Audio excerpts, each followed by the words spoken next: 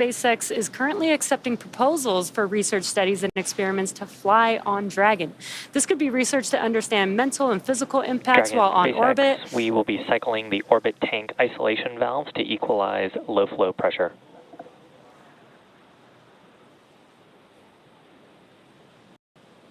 Copy that, SpaceX.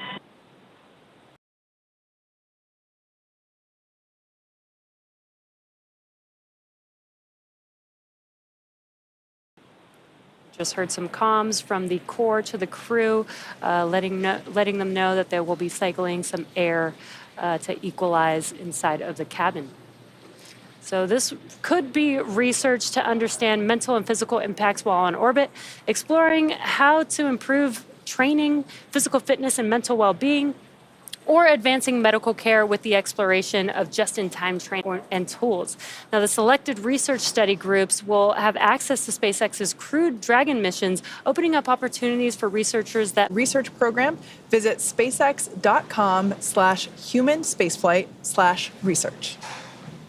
Now, as we mentioned at the start of the show, there are a number of firsts that are going to occur on this mission. The first commercial spacewalk and possibly reaching the highest Earth orbit ever flown for a crewed spacecraft, which will break the altitude record set by Gemini 11, which happened half a century ago, which is wild. Yeah, the Polaris Dawn crew will also be the first to attempt to use the Starlink network in orbit. Dragon is carrying what we are calling a Starlink plug-and-placer. Inside Dragon is a router connected to a user terminal in Dragon's trunk. This terminal will be linked to the new plug-and-placer device that is mounted on board. All of this will be responsible for establishing and maintaining a laser communications link with Starlink satellites, which will be in orbit about 200 kilometers below Dragon. Using this hardware, Dragon will attempt to talk to Starlink the same way Starlink satellites talk between themselves, with lasers. No one has ever flown a laser communication system on a human-rated spacecraft before, so there is a lot to be learned here.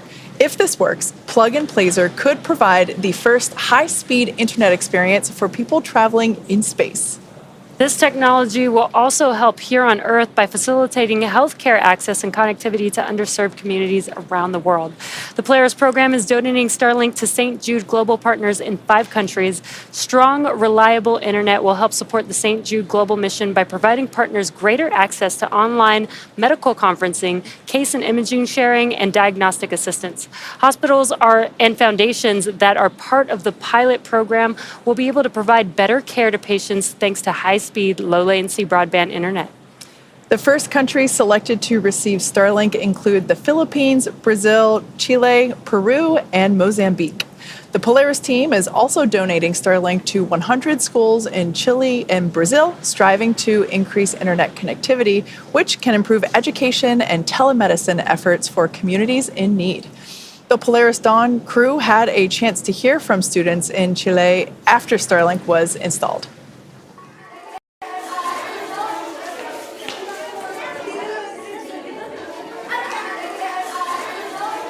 ¿Por qué los hombres van al espacio? It's so important to go to space because there is so much of it and we know so little about it. How many of you would like to be an astronaut someday? There we go. How many of you want to go with us on our mission? They all want to go. Starlink is also enabling the rapid development of SpaceX's Starship vehicle, which just completed its 4th flight test in June. Starlink on Starship once again enabled real-time telemetry and live high-definition video throughout every phase of entry, with external cameras providing views all the way to the flight's conclusion. Down at Starbase Texas, we're continuing to build, test, and fly the world's most powerful launch vehicle ever developed. SpaceX's ultimate goal is to make life multiplanetary, and Starship is the vehicle that will get us there. Starship is a fully reusable transportation system designed to carry a massive amount of cargo and large numbers of people to Earth orbit, the Moon, Mars, and beyond. Starship will be capable of carrying up to 200 metric tons to orbit and up to 100 passengers. Now, we're still in the testing phase, but major milestones like flying at a high cadence, full system reuse, and on-orbit refilling are key priorities. We're also building a second Starbase launch tower to further increase Starship's flight opportunities. This will also allow for continuous upgrades to the towers while continuing to launch. Also in testing, our engineers are proving out all systems necessary to make a trip to the moon possible, such as propulsion, life support, and even the elevator that will take the crew and cargo from the Starship hatch opening down to the lunar surface. In partnership with NASA, Starship will put the first Artemis astronauts on the moon. SpaceX for a weather update. Go, SpaceX. Dragon, we are tracking some rain near the pad and still monitoring the cumulus cloud condition from earlier. We're going to be taking the weather decision down to T-minus 50 minutes, and in the meantime, evaluating system readiness for LES arm. With that, we're going to have you start section 5 of 4.100 and report when you are go for launch. All right, copy that, SpaceX. For weather, you're tracking rain, and you're going to take this down to a T-minus 50-minute mark while you evaluate for LES arming. We are go to step into section 5 for LES arming preparation. That's a good read back, Dragon.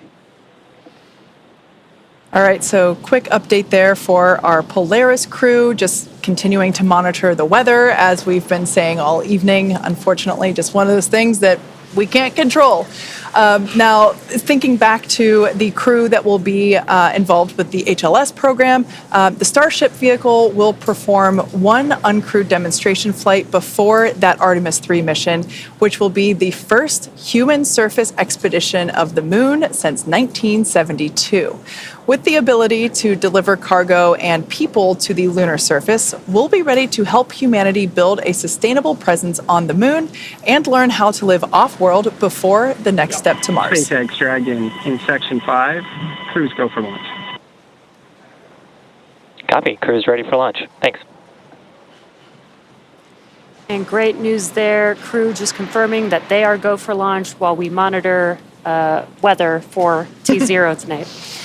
When the time comes for humans to explore the moon and beyond, they'll have to take everything with them for a surface mission. Building bases or even cities will require huge amounts of cargo and eventually crew, and that's where Starship comes in.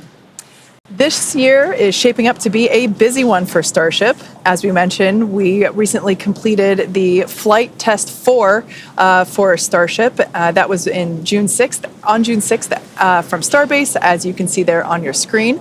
Super Heavy booster lifting off successfully there and completed a full duration ascent burn.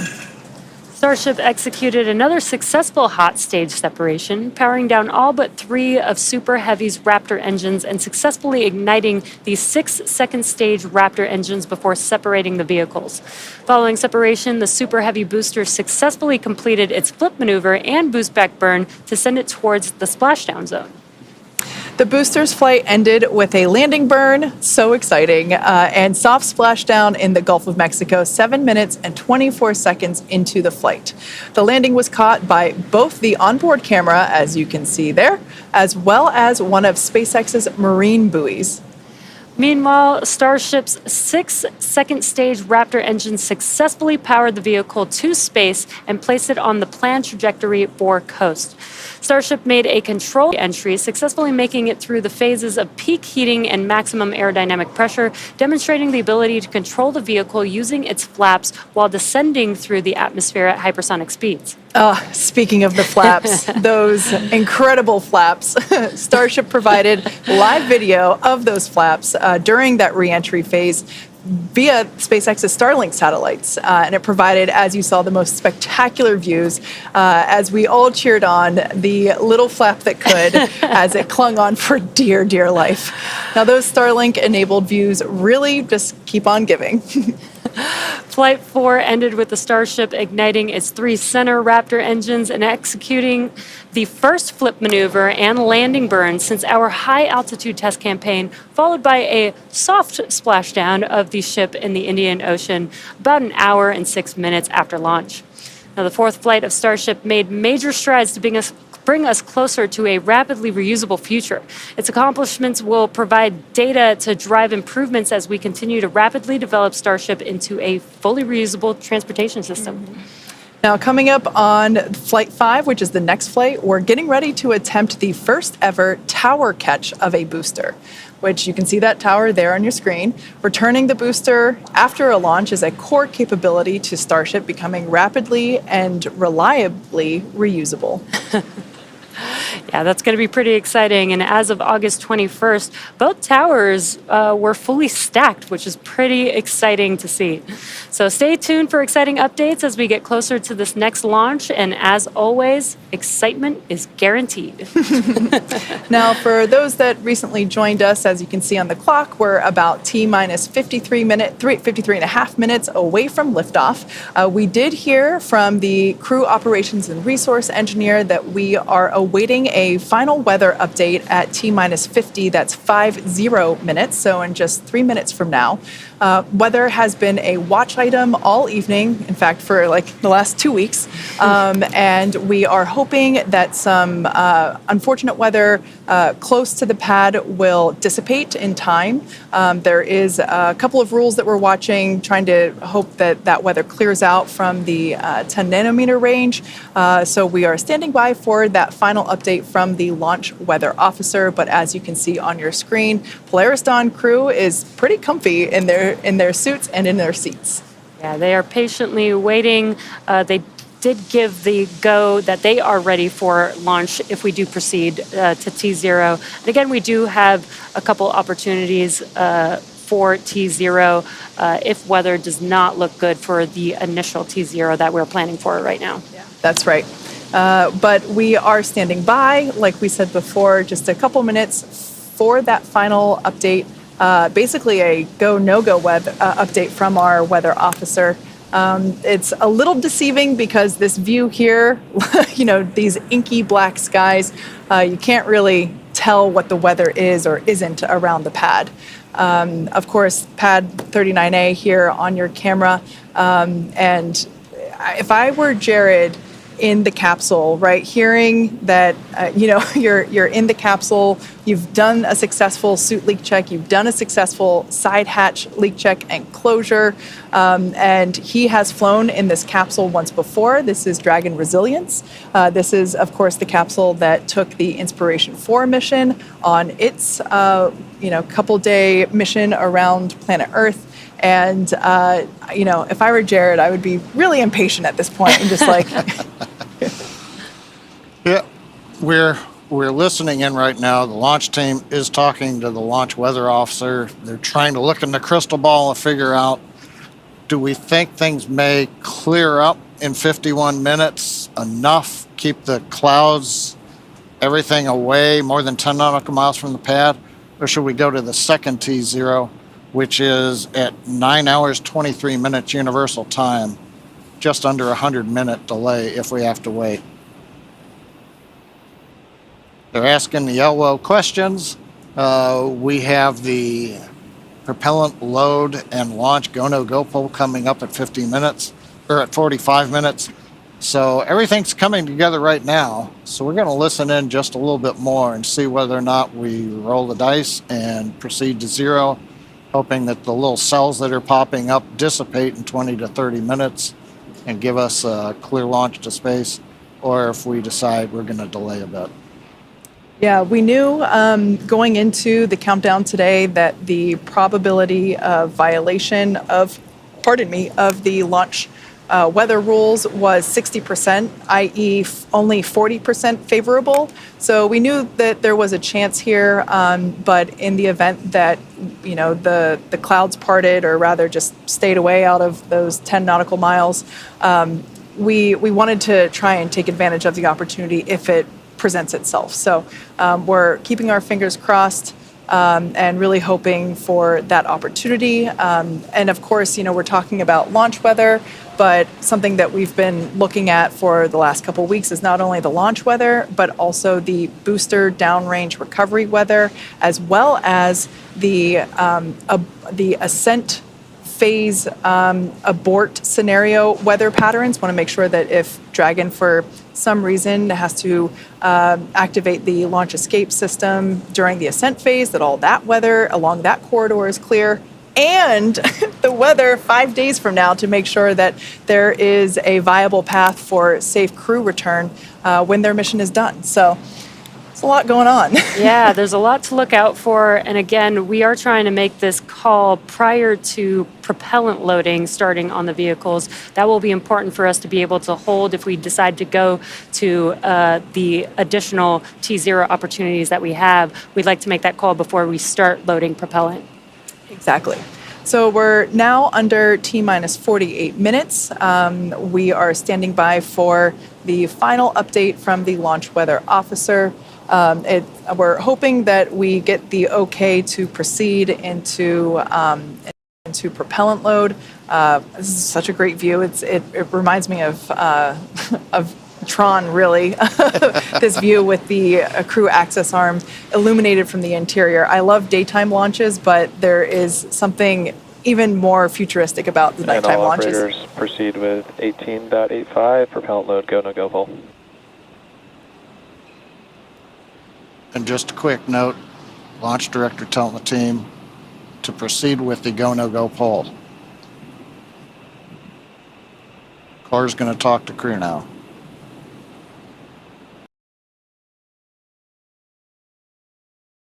Going to have the best chance of getting us to a launch today. So we're going to be pressing into the propellant load, go, no go, pull.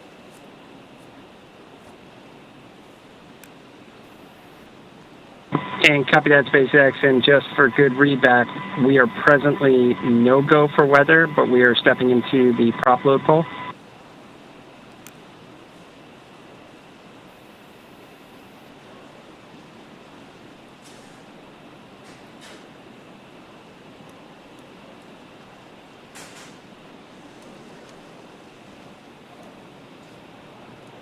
And stand by, Dragon, we're just confirming.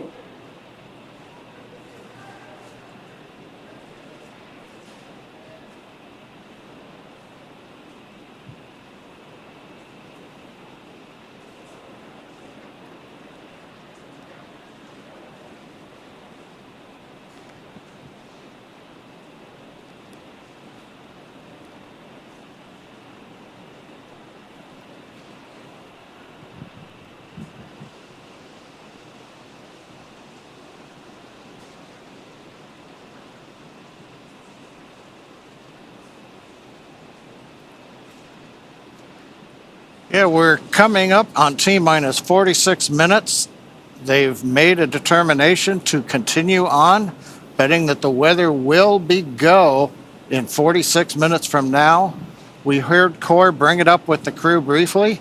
We're waiting now for the directions from the launch director to the launch team for the readiness for propellant load and launch pull. Currently, they are continuing to talk with the launch weather officer, but it looks like if you look at the upcoming T0 or the next one in about 100 minutes, it's about an equal opportunity. So we're going to move into propellant load, it appears. Now, right now, the launch director should be polling electronically. For awareness, we got one more radar scan. We're evaluating this radar scan. 7 members. We'll get back here. Copy that, SpaceX. We're standing by.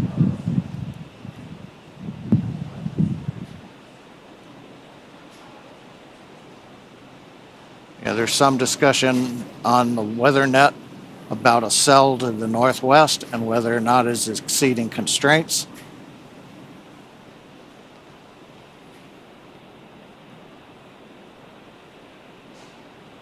Electronic poll has been completed if we do continue with the countdown. Dragon SpaceX, we're getting meteorological input that we should waive this attempt given the last radar scan. So we're going to pause the clock here and move to our second T0.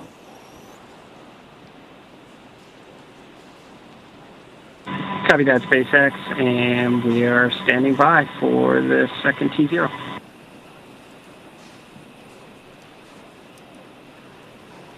Okay, we're T-minus 44 minutes and 30 seconds, and we have paused the clock for the moment. The We countdown got clock a is paused. last-minute update. One cell right at around the 10 nautical mile border had popped up on the radar returns.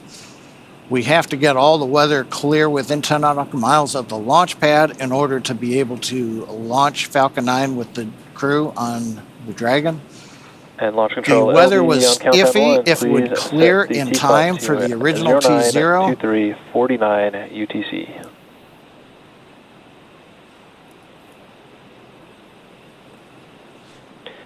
And LD, that's 09:23:49 UTC. That is correct.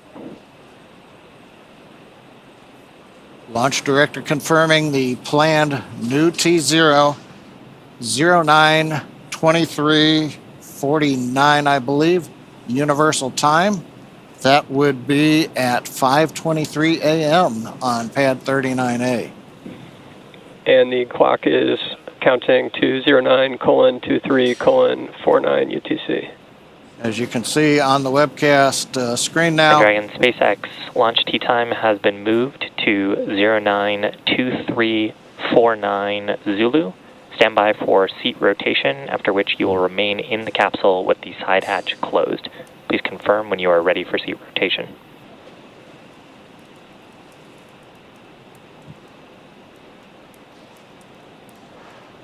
Copy that, SpaceX, new T0 092349, and we'll get back to you on that seat rotation.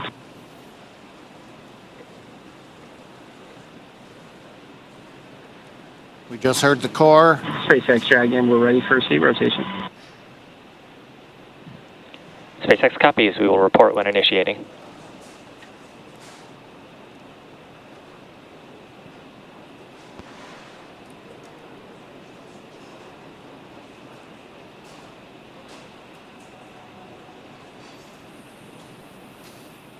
Okay, it sounds like we are now in the middle of seat rotation.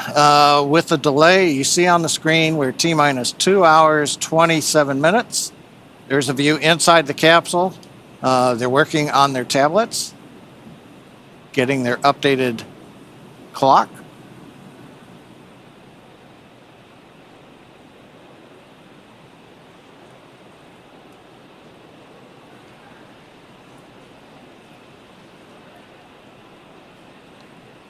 Okay.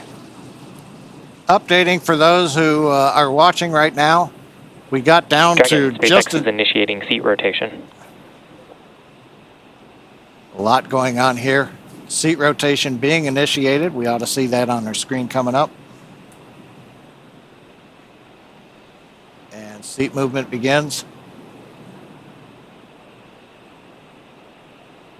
That'll make it a little easier on the crew as we wait for the launch window opportunity number 2 to arrive. They'll be back into a more regular seated posture, and then we'll get back through seat rotation a little bit later on. But right now, inside 2.5 hours now to the planned T0. As we mentioned as we started the webcast, we had 3 opportunities. We've had to Dragon wait. seats are in the upright position. Copy that, SpaceX, we show the same.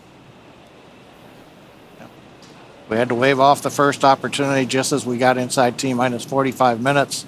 The weather forecast was iffy at best, and we have elected to go for the second of the 3 T0 opportunities. Next launch opportunity at 9:23:49 Universal Time. We'll have a third opportunity if need be at 11 hours 50 minutes Universal Time. We don't know what the weather forecast is. It's fairly dynamic as a tropical boundary layer has come ashore in Florida.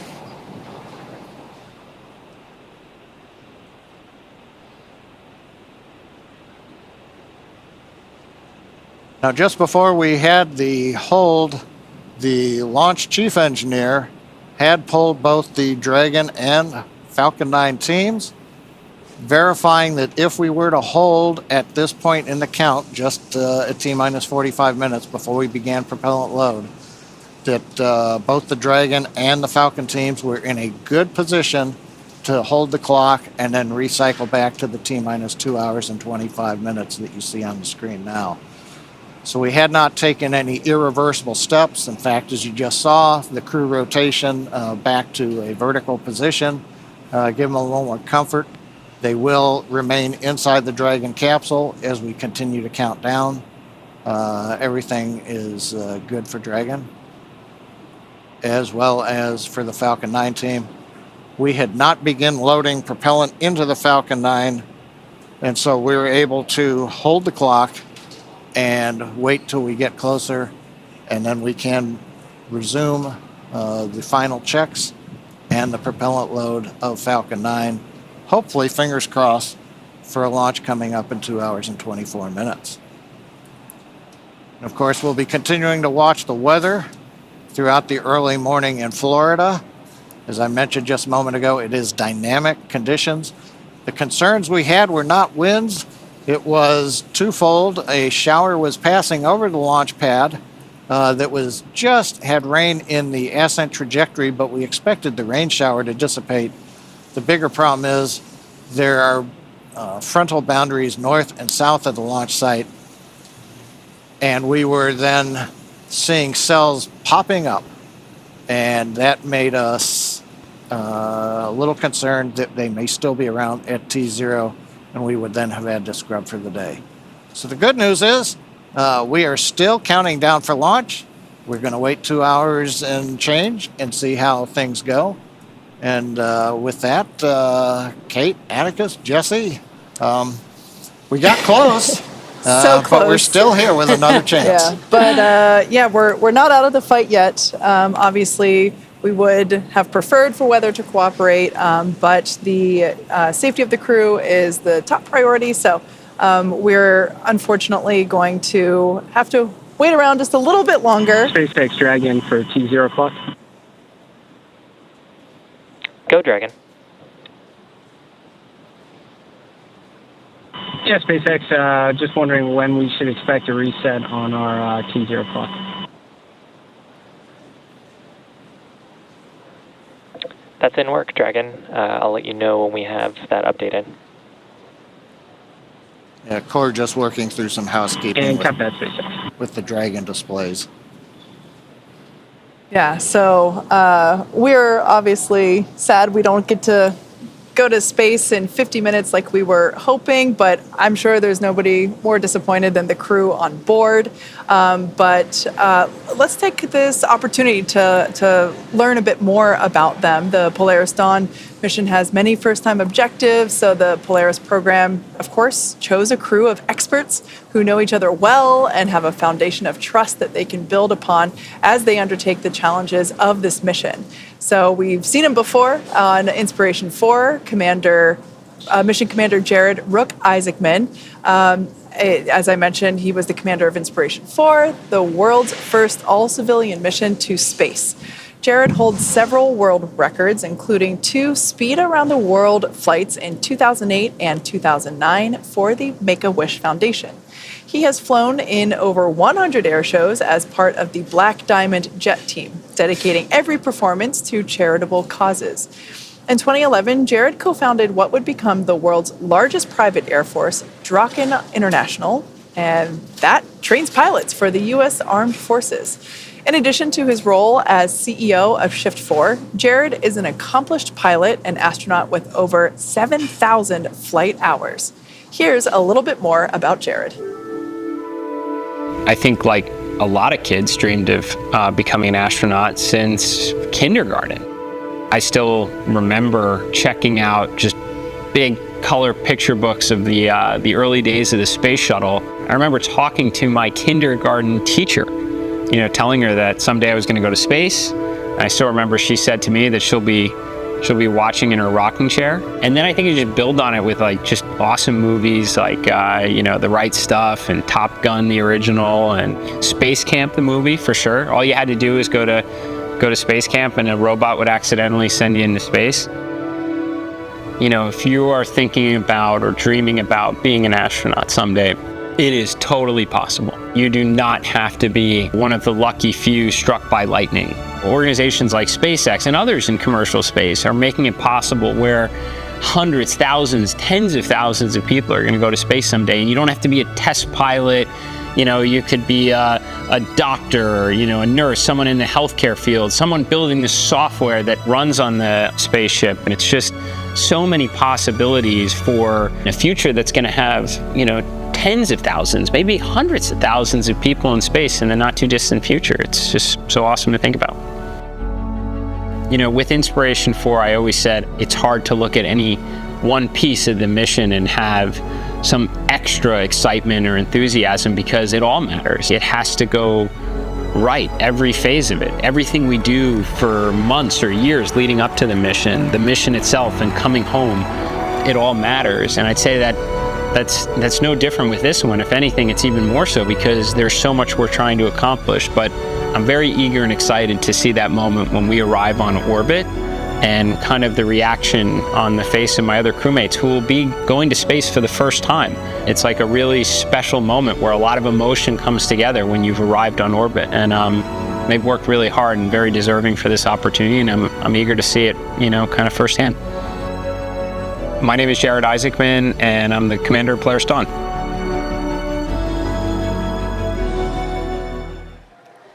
Mission pilot Scott Poteet served as the mission director of Inspiration 4, and he goes by his call sign, Kid. A retired U.S. Air Force Lieutenant Colonel, Kid served for 20 years in roles that included commander of the 64th Aggressor Squadron, Thunderbird No. 4 demonstration pilot, U.S. Air Force Weapons School graduate, operational test and evaluation pilot, and flight examiner. Kid is a command pilot with over 3,200 flying hours and has logged over 400 hours of combat time. Following his Air Force career, Kid served in various roles, including VP of Strategy at Shift 4. Let's hear from our mission pilot himself, Scott Kid Poteet.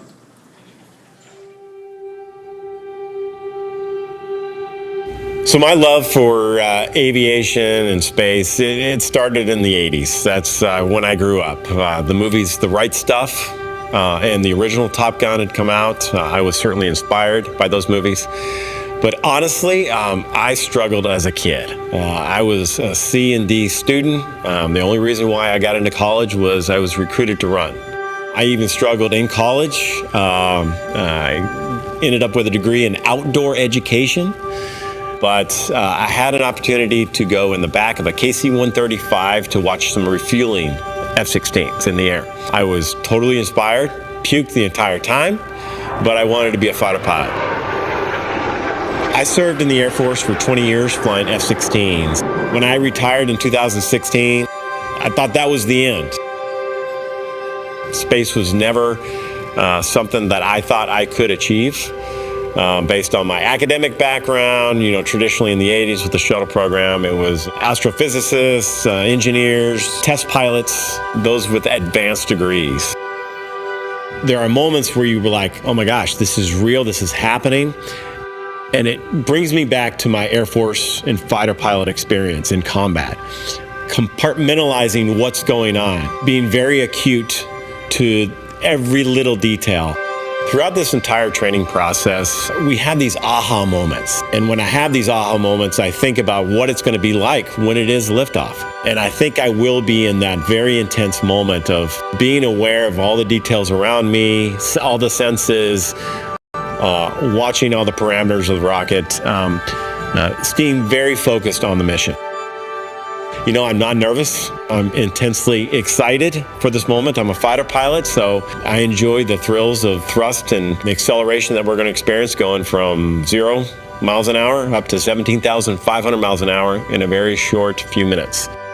Anything is possible. I never dreamed I'd be in the seat. There are plenty smarter, more intelligent individuals that should be in the seat, but I've been blessed to have this opportunity. I'm going to take advantage of it. My name is Scott Kid Poteet. I'm the mission pilot for Polaris Dawn.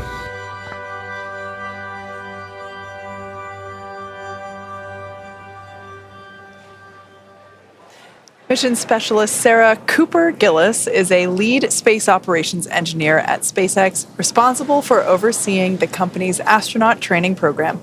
She helped prepare NASA astronauts for the Demo 2 and Crew 1 missions, and most recently directly trained the Inspiration 4 astronauts. Sarah is an experienced mission control operator who has supported real-time operations for Dragon's cargo resupply missions to and from the International Space Station as a navigation officer and as a crew communicator for Dragon's human spaceflight missions.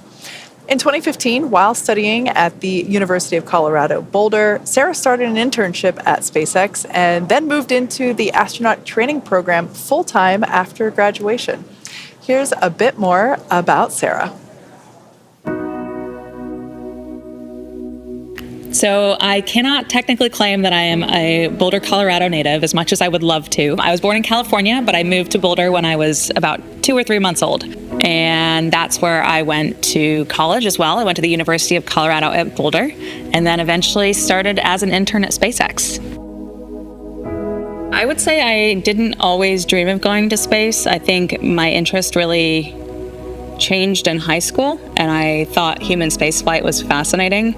I think I heard of the concept of this future job of running a space hotel, and I was like, wow, that's wild and cool. If that could be the future, that's something that I would like to think about. So I just started looking and pursuing human spaceflight topics and doing things that really interested me, because I didn't think going to space was necessarily a possible outcome. But along that journey, got to help with some really cool things, and that obviously led to going to space today. One of the professional accomplishments that I'm most proud of is bringing back and launching Bob and Doug was so massive. Like, that's the first time we returned launch capability to the US. Like, this is so big, and it was such an immense team effort to get Dragon to the point of flight for the first time. And then for me personally, then taking that and transforming that and growing our training program to support the first all-civilian crew with Inspiration 4. Those 2 missions certainly stand out for me. When I sit in the spacecraft, I think more than anything, what is going to go through my mind is just seeing all of the components that came together to make this machine, and all of the people that made those components and tested those components, being supported by the thousands of people at SpaceX that are making this possible and dedicating their lives to safely flying people to space and back. My name is Sarah Gillis, and I am a mission specialist on the Polaris Dawn mission.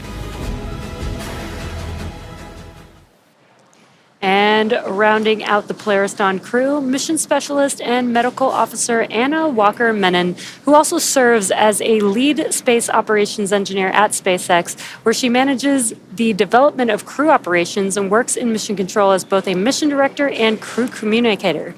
During her time at SpaceX, Anna has led the implementation of Dragon's crew capabilities and developed critical operational responses to vehicle emergencies. Prior to SpaceX, Anna worked for 7 years at NASA as a biomedical flight controller for the International Space Station. She received her bachelor's degree in mathematics and Spanish from Texas Christian University and her master's degree in biomedical engineering from Duke University. Let's hear a little bit more from our other SpaceX team member, Anna Menon.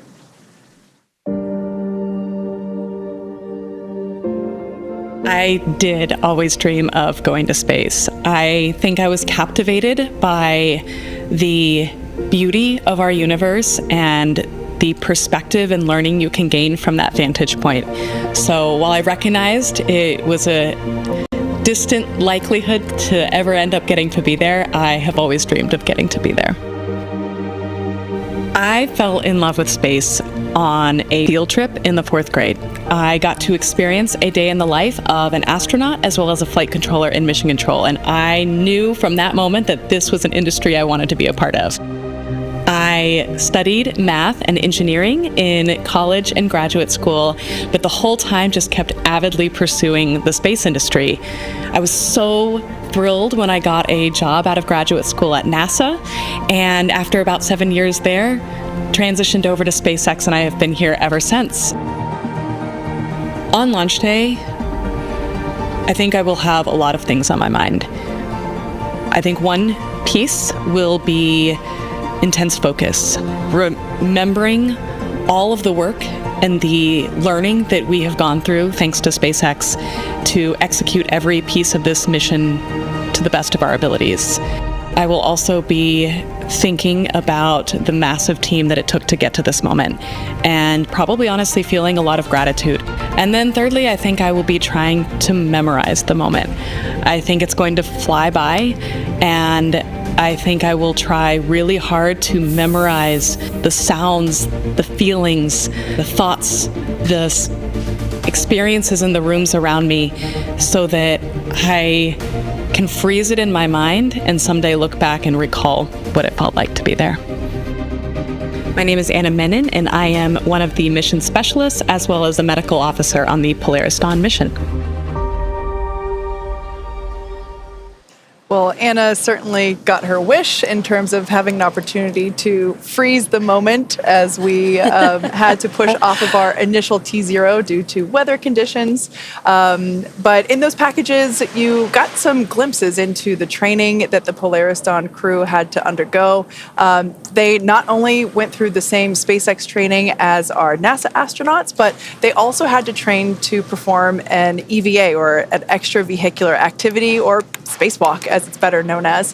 For basic SpaceX training, they were trained on everything from orbital mechanics to how to live in microgravity.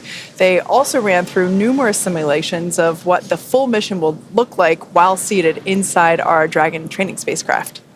Yeah, and in addition to ensuring they are familiar with SpaceX's Falcon 9 rocket and Dragon spacecraft, the crew went through an extensive training regimen to build their physical endurance and mental toughness, ensuring they are well-rounded and prepared for spaceflight, and especially for the first ever commercial spacewalk. From scuba diving to skydiving, we had an opportunity to talk to the crew about some of the rigorous training that they went through, and here's what they had to say.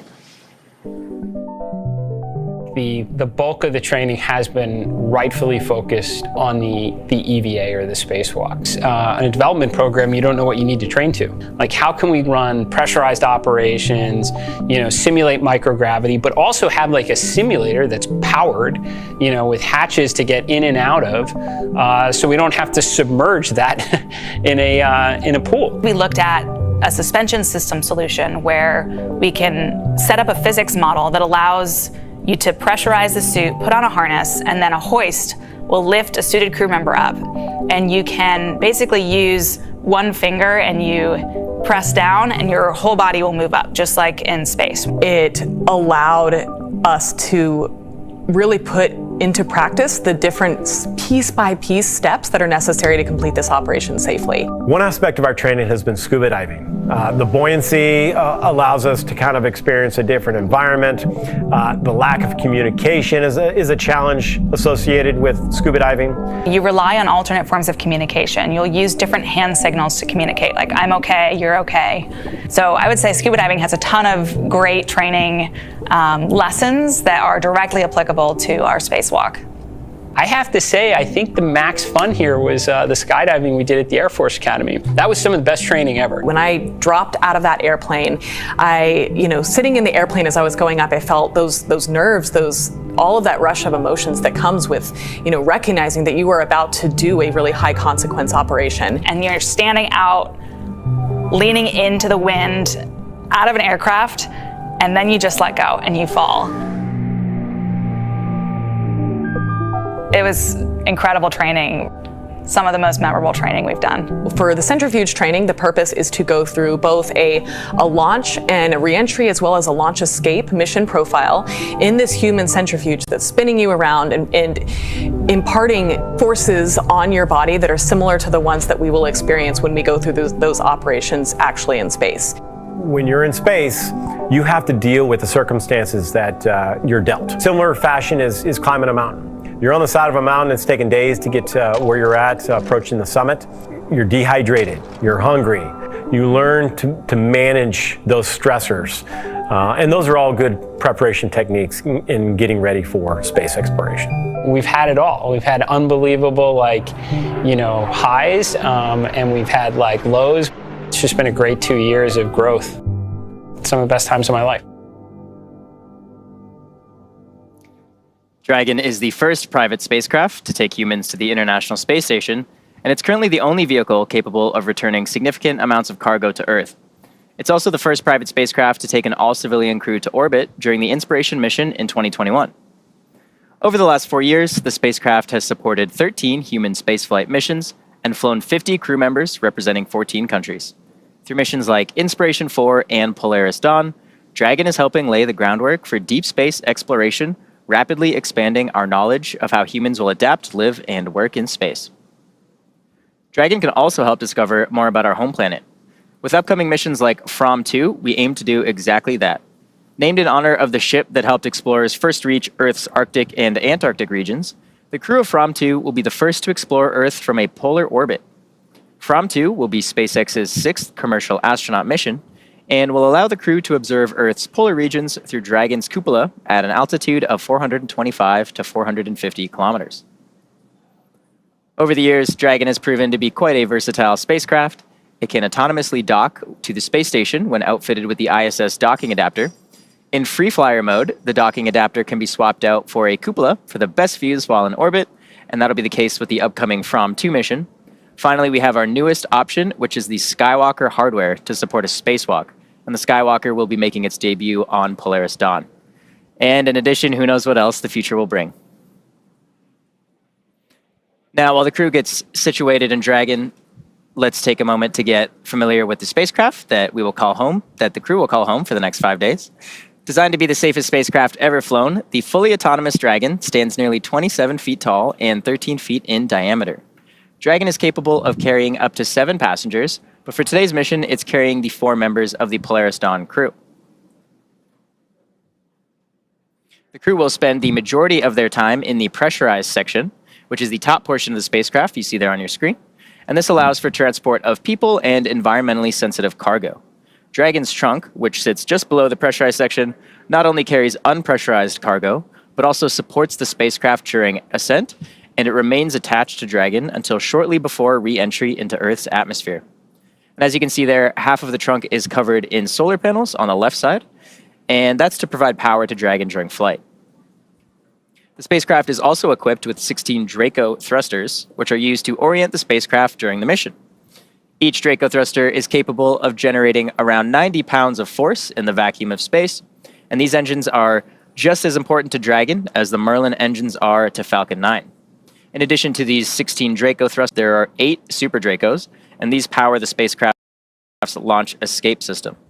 In the very unlikely event of an emergency, the Super Draco engines can power Dragon half a mile away from the launch vehicle in less than 8 seconds. And just like the Falcon 9 first stage, Dragon is also reusable. In fact, the Polaris Dawn crew is flying today in the exact same spacecraft for NASA's Crew 1 mission, as well as Inspiration 4. That said, there are a few changes that we've made to Dragon for this mission. In order to accommodate a spacewalk, this is the first Dragon to be outfitted with a Skywalker in place of the cupola observation dome. The Skywalker is a structure that is mounted to the top of Dragon, as you can see there, and the astronauts will use this to assist in exiting and re-entering the spacecraft during their spacewalk. This Dragon is also carrying Starlink, making this the first mission to attempt to use the Starlink network in orbit. Inside of Dragon is a router connected to a user terminal located in Dragon's trunk, and this terminal will be linked to a new device known as the Plug and Placer, which will enable the spacecraft to communicate with Starlink satellites that will be in orbit below Dragon. Now, we're very excited to see all of this in action, but Dragon has to get up there first. So let's take a look at the rocket that will be taking our crew and Dragon to space. Dragon will be delivered to orbit today by SpaceX's Falcon 9, the first orbital class rocket capable of reflight. Reusability allows us to refly the most expensive parts of the rocket, and that in turn drives down the cost of spaceflight. To date, Falcon 9 has performed 369 orbital launches, 326 landings, and 300 reflights. Standing about 65.5 meters tall, or about 215 feet, Falcon 9 is a 2-stage rocket that provides 1.7 million pounds of thrust on its first stage, thanks to those 9 Merlin M1D engines. And today's mission will be the 4th launch and landing for this particular booster. It previously supported NASA's Crew 8 mission to the International Space Station in March earlier this year. It's also supported 2 SpaceX Starlink missions. Now, after stage separation, when the first stage has done the bulk of its job for the day, it will initiate 2 burns as it makes its way back down towards the surface of Earth. First is the entry burn to help slow Falcon 9 down as it prepares to re-enter the thicker layers of Earth's atmosphere. Finally, the landing burn will further decelerate the rocket just enough to perform a precision landing on our drone ship. Just read the instructions. And that drone ship is currently stationed downrange in the Atlantic Ocean. The Falcon 9 first stage is equipped with 4 landing legs, and these are made of state-of-the-art carbon fiber with an aluminum honeycomb. These are placed symmetrically around the base of the rocket, and they are stowed during ascent and deploy just ahead of landing. Now, moving up the rocket, a Falcon 9's second stage engine ignites a few seconds after stage separation, and this engine can be restarted multiple times to place multiple payloads into different orbits. The second stage is powered by one single Merlin vacuum, or MVAC engine, and this engine is capable of more than 220,000 pounds of thrust. The MVAC features a significantly larger expansion nozzle to maximize the engine's efficiency in the vacuum of space, and at full power, the Merlin vacuum engine operates with the greatest efficiency ever for an American-made hydrocarbon rocket engine. And of course, let's not forget about the unsung inner stage, a composite structure that connects the first and second stages. It also houses the pneumatic pushers that allow the first and second stages to separate during flight. Inside of the inner stage, or rather outside of the inner stage, is where you'll find Falcon 9's 4 hypersonic grid fins, and these are at the base of the inner stage. They help orient the rocket during re-entry. Here in Hawthorne, you can actually have lunch in the cafe while watching the inner stages being made just across the aisle. Looks like we're just at about T-minus 2 hours or so. So while we continue to count down, how are things going, John? Well, Atticus, things are about where we left it before. Inside T-minus 2 hours, you can see with the live shot there of the pad deck, looking at the 2 elevators we used a few hours ago to bring the crew up and the view up on top of the fixed service structure. We do have that light rain shower that we're talking about. Actually, right now, we would be at about T-minus 3 minutes, and the weather would be red. So the good news is when we made the decision to pause the countdown and go to the second T0, we avoided what would have been a scrub right now. Because as you may recall, once we begin loading propellant onto the Falcon 9 at T-minus 35 minutes, you're committed then. You've got to get down to 0 and launch, or you're scrubbed for the day. Now, we did not start propellant loading at T-minus 35 minutes. A little bit of a status refresh. We got down to T-minus 44 minutes and 30 seconds approximately, and we called a pause or a hold in the countdown. We had just finished the electronic poll verifying that the Falcon team was go to load propellant into the Falcon 9, but we did not actually get that far. All evening or early morning, as the case may be, at Kennedy Space Center, we've been watching the weather. The launch weather officer had advised the team that a frontal boundary had come ashore in Florida. That was creating scattered cells that would pop up and occasionally violate the cumulus cloud rule, or in this case, as we just saw with the pad deck view there, or up on top of the fixed service structure, we were getting rain showers with rain higher up in the atmosphere than we would be allowed to fly through. So we continued to count down, fingers crossed, heading for that first T0, which was planned for 7:38 Universal Time. Inside T-minus 1 hour, it was still very uncertain whether or not the weather would cooperate for that first T0.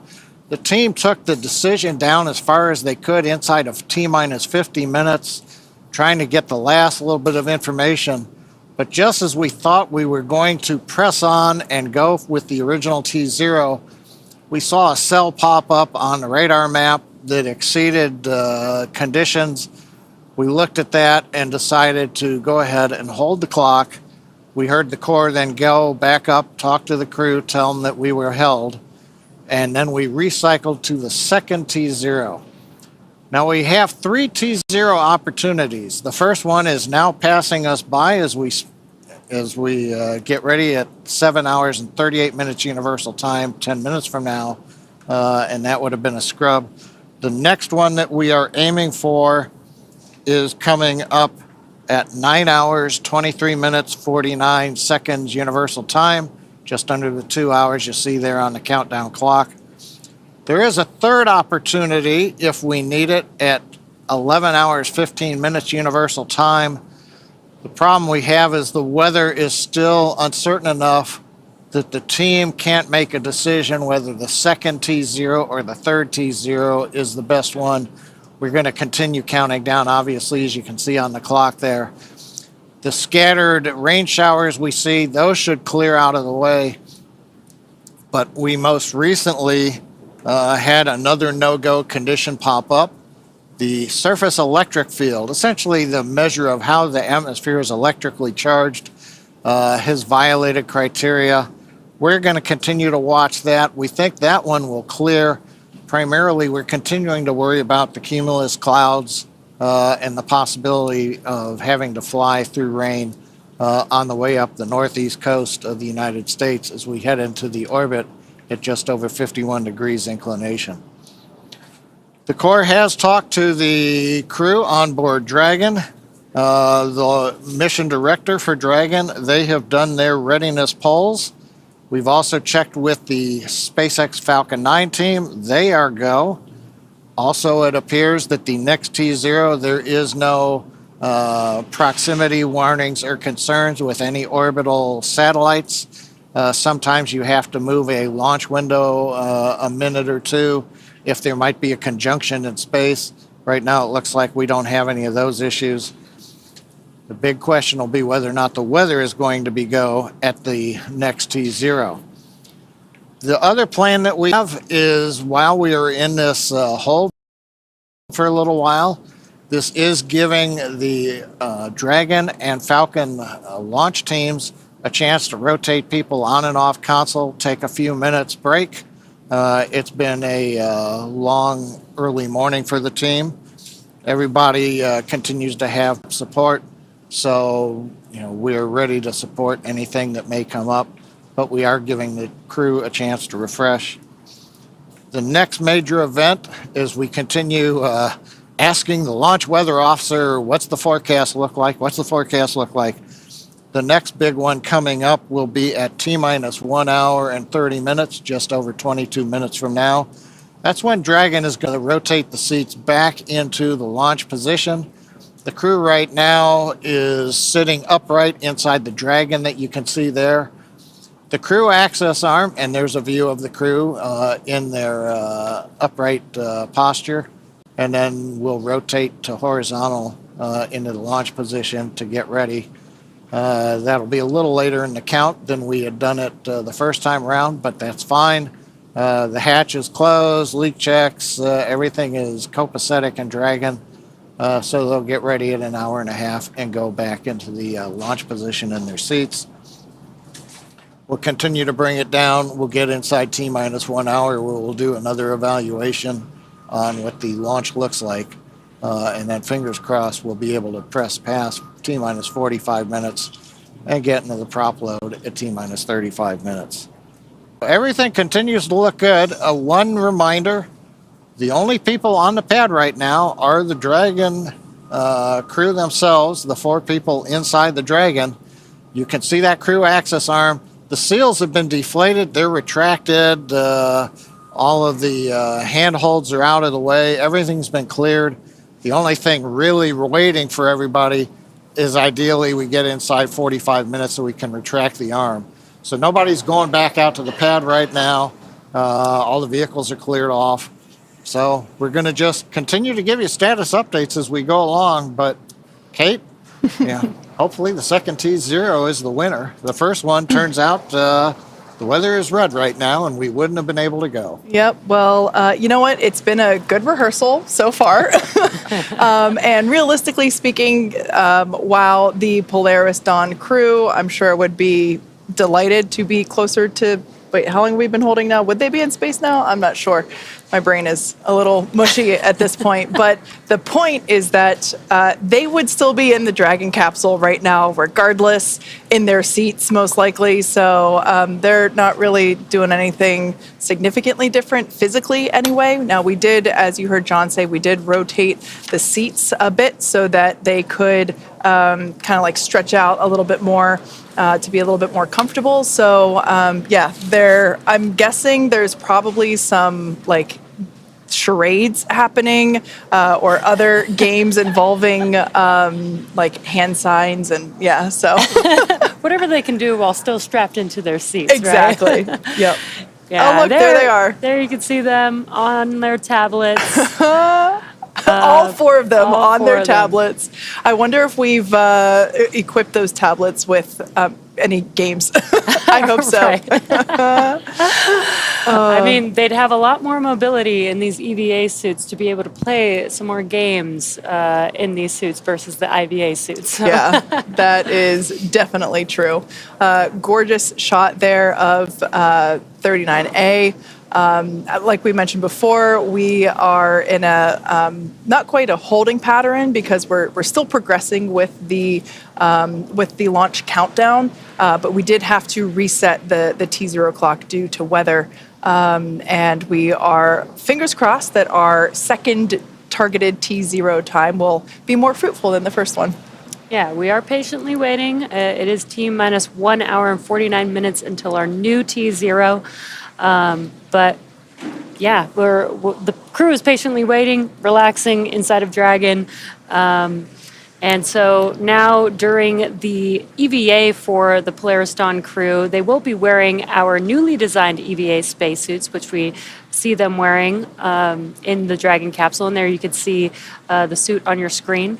Building a base on the moon and a city on Mars will require thousands of suits. So the development of this suit and the EVA that's going to be performed on this mission are important steps to a scalable design for spacesuits on future long-duration missions.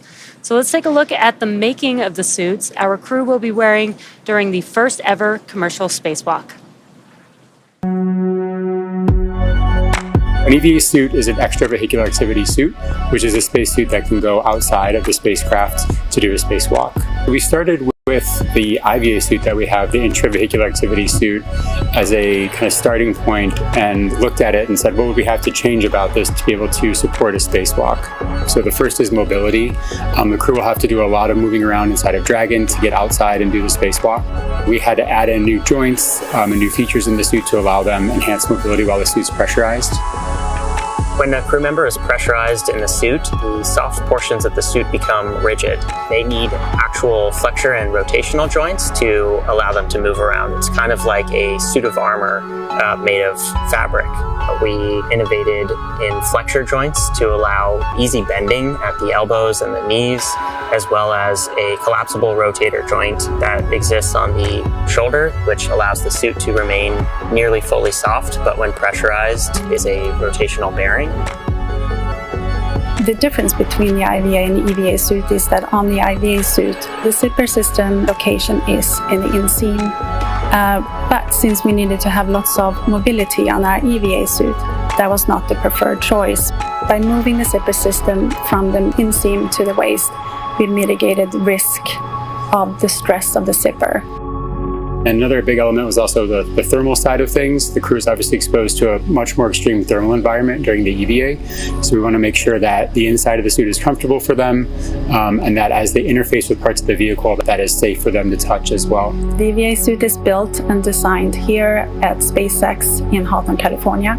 We wanted to have something that's easy manufactured that we can handle here in-house.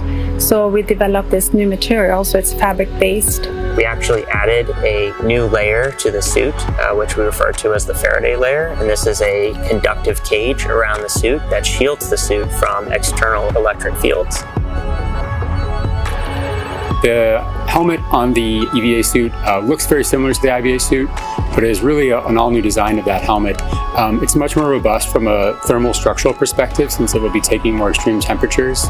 We are really excited to introduce this new single-pane visor helmet to the world of spacesuits. The EVA suit visor is made of polycarbonate and is coated with copper and ITO, or indium tenoxide. These two coatings together reflect the sun away from the crew, as well as reflecting infrared heat back to the crew when they are facing deep space. Our suit has a HUD, or heads-up display, which is a small display screen in the helmet, which is transparent, which allows the crew to see through the display to have unfettered access during their EVA, but it also provides critical telemetry to the crew, so pressure, temperature, relative humidity. We're trying to improve the technology and streamline it in one way, and at the same time, we're also trying to get it more and more manufacturable with each generation. The ultimate goal is that you can put on a spacesuit and go out and get work done anywhere in the solar system and not feel like you're wearing anything more than you normally wear every day.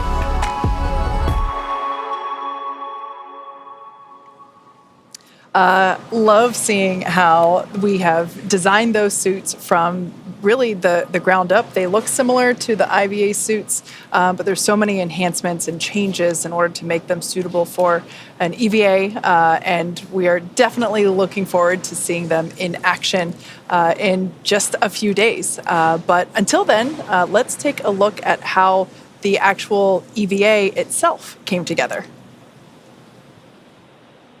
Stands for extravehicular activity, and it's any sort of operation in space where a human is getting out of the spacecraft. So in the case of Polaris Dawn, we're going to be testing the mobility of the suit. We're going to see if the in-space operation matches the training we've done here in Hawthorne. There's really a lot of different things that can happen during an EVA, and this is the first step for Dragon and SpaceX.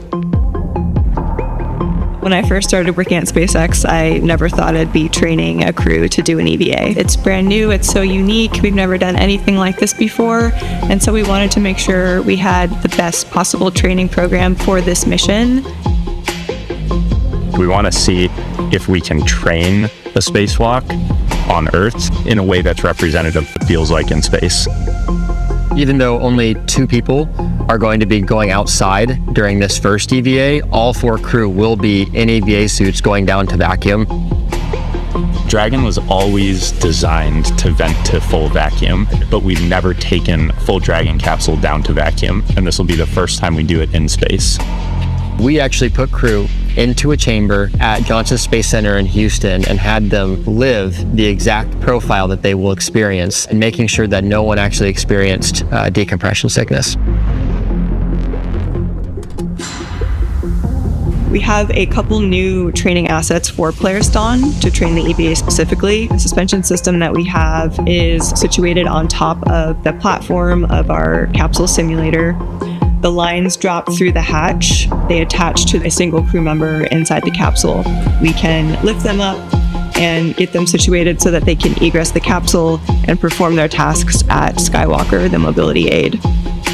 The Skywalker, what's amazing to me is a lot of people are going to think it's a metallic structure just bolted to the top of Dragon, but a lot of development effort, testing went into the Skywalker. So we actually used similar technology as we have in the Super Draco chambers to apply a thermal barrier coating to the outside of the Skywalker. That is going to be a really, really amazing mobility aid on the front end of Dragon. We also developed a sideways simulator, so we flip the hatch on its side. In the event the hatch fails to close, they can manually close the hatch. We had them do that in a sideways suspension system, so gravity isn't helping them close or helping them open that hatch mechanism. It's new development for Dragon, it's new development for SpaceX and the industry as a whole. So this is a great example of where Polaris Dawn is forcing the team to innovate in a way that adds safety and reliability to every Dragon mission going forward. That's this huge challenge for us to go solve, but that's also an opportunity for us to solve the problems that we have to go figure out anyway for our larger goals, like putting people on Mars. The Polaris Dawn objectives are the first step towards that ultimate flight with humans inside of Starship, which is right along the SpaceX development path that we have towards getting to the Moon and Mars.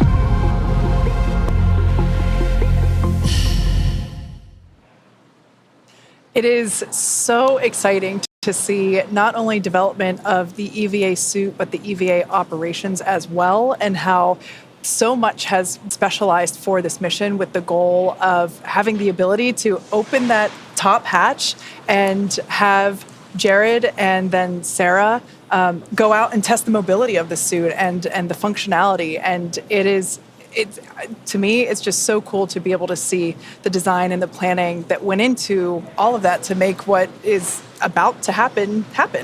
Yeah, what I think is super cool is that historically, they've done training and the crew has done, scuba diving, but typically training has been done in a swimming pool in their suits, right? But as we just saw, the training team got very creative and found different ways to not have to submerge, each crew member and their suits into water and have to deal with that, but like be able to do this simulation training in a different way that made it a lot easier to maybe repeat the training and, keep the suits clean and be able to manage that, which I think is so cool. Yeah, I think we really just kind of innovate across the board, right? Just every aspect of the mission, from the hardware to the training itself to just our processes. So it's really great to see all of that. One thing that actually really stuck out to me is the mention of how these suits will sort of be used in the far future. I love how we always keep just the big picture in mind. The goal of SpaceX, make humans an interplanetary species, get to the moon, get to Mars, get beyond. And so we really incorporate that into all of these sort of stepping stone missions, right? Like we're pushing the boundaries, we're doing this first EVA, we're developing these suits, but maybe in a few years, who knows, we're going to be having thousands of people in these suits doing work all over the place on the moon, on Mars. It's just so inspiring and incredible to sort of be a part of that story and get to hear about some of that from the crew. Yeah, and these suits, they look cool, but they're super functional, and thinking about what the future suits, the functionality that those suits will carry is like, I think that's a good point of just like the far future, what will that look like is very, very cool. Well, you talk about the far future, and it may be because it's going on 1 a.m. here, and we've got another hour and a half. But in the near future, my question is, Halloween's coming up in the United States. Anybody want to make a mock-up suit and go around trick-or-treat? Maybe your kids, It's like, hey, do you want to dress up in an EVA suit? I bet we're going to see a lot of those this year, huh? Yeah, the different style suits for the costume. You don't have to just stick with the white and the gray. You could use some colors. A little bit like on Apollo lunar suits, where they would use different colored stripes to distinguish the commander, because in the photos, you're always going, who are we looking at? That's so-and-so and that's so-and-so. Yeah. I love that you guys were mentioning, the future and how we're trying to work towards that now. And they mentioned when they were making the spacesuit that they're thinking about the manufacturing. Obviously, I've been in manufacturing for almost my entire engineering career, so I love manufacturing. But I love that we think about that in the beginning stages of the design. I think that's so important, because design for manufacturability will make things a lot easier if you start with that versus, designing something that may be functional but is really hard to manufacture and having to go back and make those updates and changes. So I think that's so cool that the spacesuit team really, really focused on that with the suit. Yeah. It's been so incredible to see the progression from the IVA suit to the early versions of the EVA suit to the suit that we see there on your screen. My personal favorite element is that not shield, the visor. There we go. That's the word. And the views that we will see of Jared and Sarah as they emerge from the top hatch.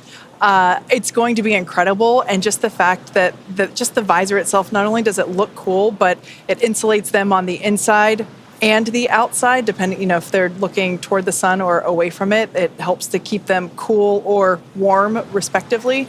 I think that's just, it looks awesome, but it has an important functionality to it as well. Yeah. Kate, you mentioned the moment that Jared and Sarah are going to exit the capsule, and we heard a little bit about that experience from Mike on his multiple EVAs, and a little bit about the overview effect. I think, traditionally, the public hasn't really had, a live view into these events. So it's truly a very unique, very historical and special event that we're also going to be live streaming for the public. We're going to see their first overview effect. We're going to see them have that experience and kind of get to be along for the ride with them. So pretty exciting. That is so cool. We will have our own overview effect. That's an excellent point. Yeah, there's a camera inside of their helmet, so we'll actually get their personal perspective of that, at least for Jared and Sarah exiting the vehicles, but also we'll get to see Anna and kids, point of view from their camera too. There's also a camera located on the Skywalker structure, so we'll also be able to see Earth/space with Jared/ Sarah somewhere in that photo or video, which will be so cool. The other one I'm interested, we've heard, for example, the Inspiration 4 crew talk about their thoughts. Jared comes back. He flew the first time into relatively low Earth orbit. So he saw his overview effect, but the Earth that close kind of fills up everything. Now he's going to be 1,400 kilometers up. Yeah, not doing the EVA right there, but he's going to look out through the windows. And Pete Conrad, when they went up on Gemini 11 in 1966 to just below where Jared and team are going, Pete was, he was out loud. The Earth is round. It looks different from this high. So it's like, okay, Jared, compare and contrast for everybody else who's stuck down here on Earth. What's it really like? Could you tell you are 1,400 kilometers up versus being, 250 kilometers or so the first time around on Inspiration 4? Yeah, and even just the different viewpoint of having the cupola versus not, and, being able to stretch your arms out and not hit the domed structure would certainly be an experience. Although it's one of those things where it's like when you get on the roller coaster, you're told keep your hands inside the ride at all times. We know they have certain motions they're going to be doing to test out the mobility of the suit, but I hope they'll have an opportunity to just chill for a minute in the time that they are up there, because they're going to be seeing some incredible views. Yeah, that's going to be super exciting. We'll get to watch them live the whole time. Again, as Atticus mentioned, we'll have live coverage, but also, they do have an EVA. It will be scheduled. They will need to follow some procedures. Obviously, the EVA is for a test. It's to test the EVA suits, but we do have some margin in there, so they might be able to get, if they're able to complete their test, they might just be able to get a minute or two to themselves to be able to enjoy that view. Now, we are excited to watch that with them live whenever the EVA is actually happening. But for those of us who haven't experienced the overview effect personally, firsthand with our own eyes, here's a little bit more info on that phenomenon. The overview effect is that sensation or that feeling that you get when you see our whole world from the perspective of being outside of it. It ranges the whole spectrum from like how delicate the Earth may appear because, it's only this thin blue line that separates this habitable atmosphere of our home planet to, the vacuum of space. It's hard to comprehend what the impact is going to be when I first see Earth from space. It just reminds us of how fragile our planet is. One of my roles on this crew is to shoot as much footage as we possibly can so we can bring it back and share it with the world. The big picture awareness that you gain from that sort of perspective when you were, journeying amongst the stars and see our entire planet as we know it there outside of your window, and kind of the philosophical and the many different emotions that it provokes inside of you when you see it that way. We have barely begun our journey to explore the worlds around us. And that hit me right when I saw the moon rise around Earth and saying, like, come on, it's been 50 years. We got to get back there, and we got to get to Mars, and we got to figure out how to get out of our own solar system and try and figure out what this is all about. There's so much incredible footage that crew members have taken from space and that you see from satellites. I think it's one of the things I'm looking forward to most on the mission is getting to see the Earth from that perspective. I can't wait to share what that experience is, but I guess I'll have to let you know once I get back. As you might imagine, the Polariston crew has spent a lot of time together through all of the training and preparation for this mission, and naturally that fostered some great camaraderie. So let's hear what the crew had to say about their team bonding. I have so many wonderful memories working with this crew. One of the memories that stands out to me is back at the beginning of our relationship formation, and that was when we were climbing Cotopaxi together. The highs and lows of that experience and the mental toughness required really helped break down barriers and create a platform to form a trust. I mean, you want to talk highs and lows, we were literally jumping out of airplanes. I think it just taught us an awful lot about each other, and moments of like unbelievable happiness and super lows where things weren't going to plan.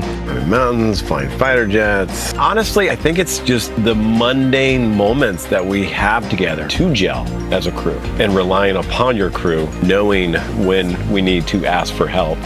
We each do have things that we're not going to be the best at. We're not going to need to do everything. We can distribute the load to maximize what each person is bringing to the team. It's been such an adventure learning with them, learning about them, learning how to work with them.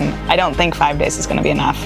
It is awesome to think about getting to live and work with each other for 5 days in this capsule. Getting to be with them while floating in space, doing work to contribute to long-term endeavors of human spaceflight. I am just so thrilled and excited and look forward to it.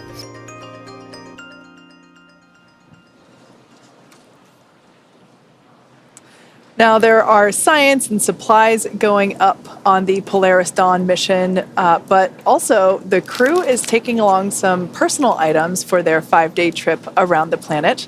We caught up with the crew during training to get a little more insight on what each of them are planning to take to space. What am I going to bring to space? I've thought long and hard about this one. A book that I co-authored about a mama dragon that ends up training and flying to space. My dad's necklace, jewelry for my wife, watches. I have a Thunderbird watch and a fighter weapons school watch. I don't know, it's one of my takeaways after Inspiration 4 was it's kind of like camping, you brought too much. One of my actual debrief points was bring less. When I got married to my husband, he went to the store and picked up a Cat in the Hat book. For our entire wedding, all of the ceremony was taped in this book, all of our vows were taped in the book, and then it got passed around and all the speeches got added to the book.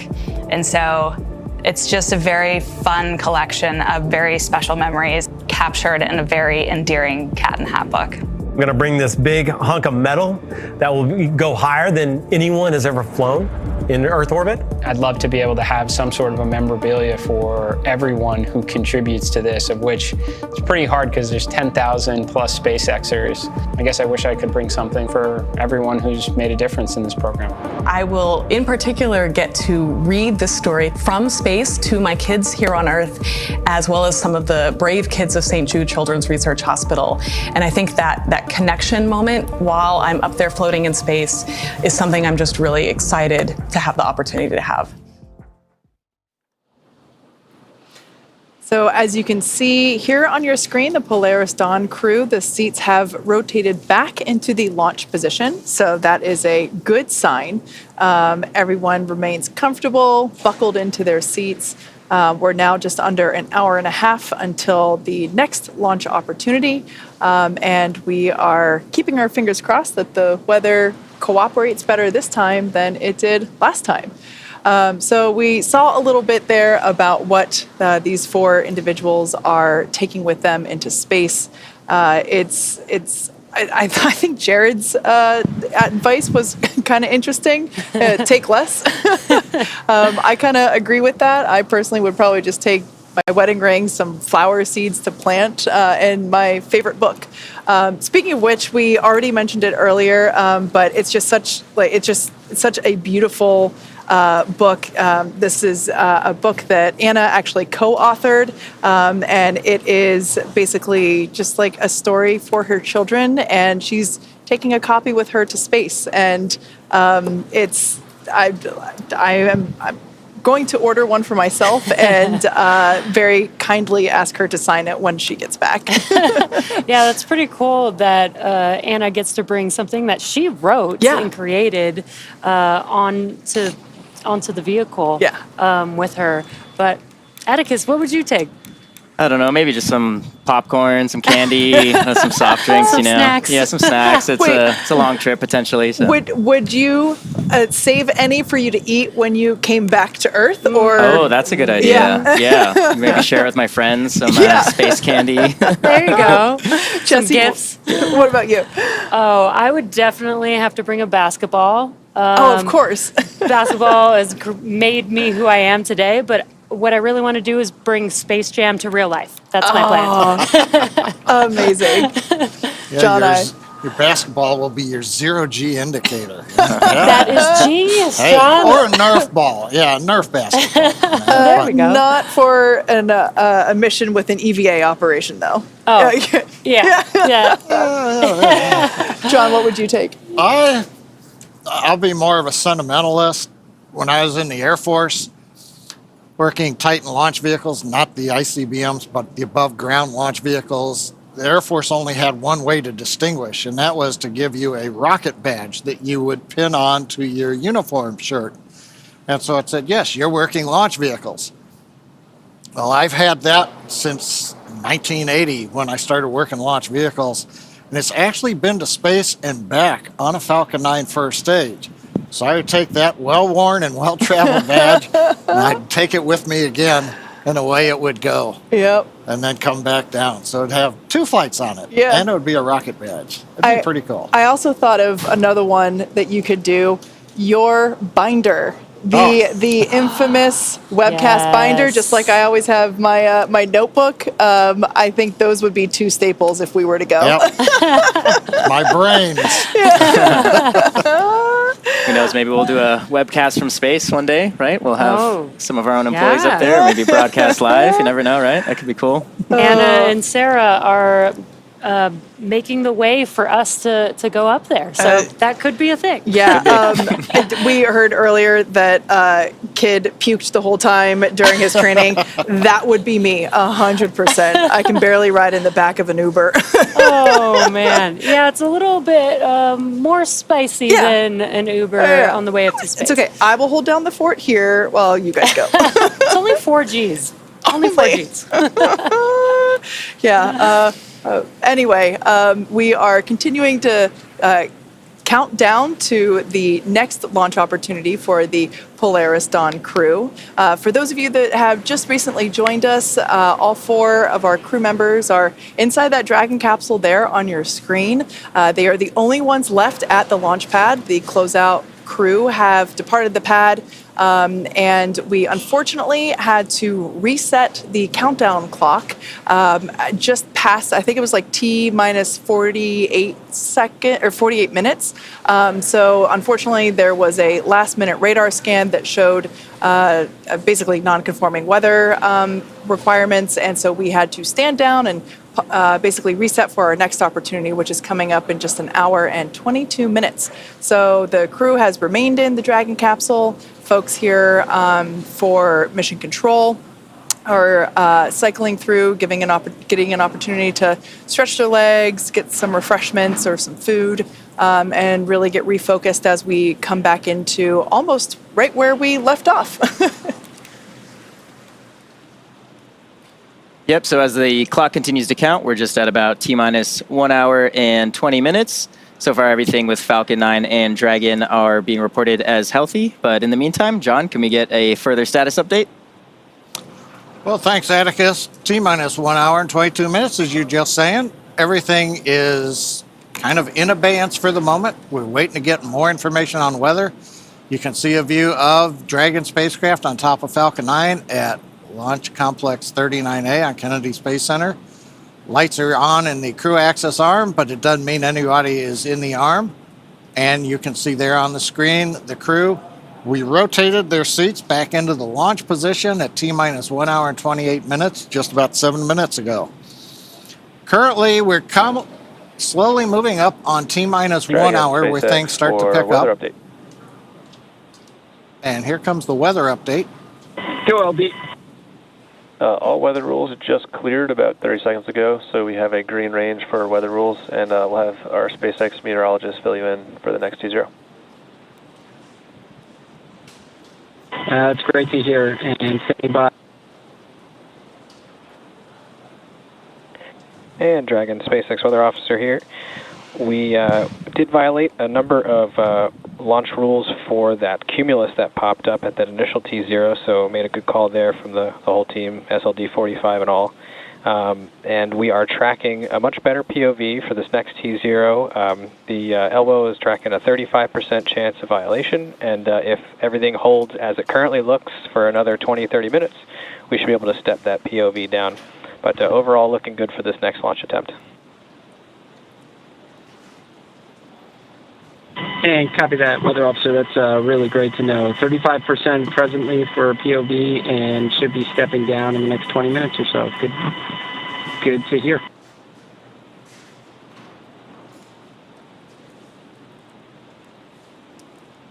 Okay, so they've told the crew that what we're just getting from the launch weather officer.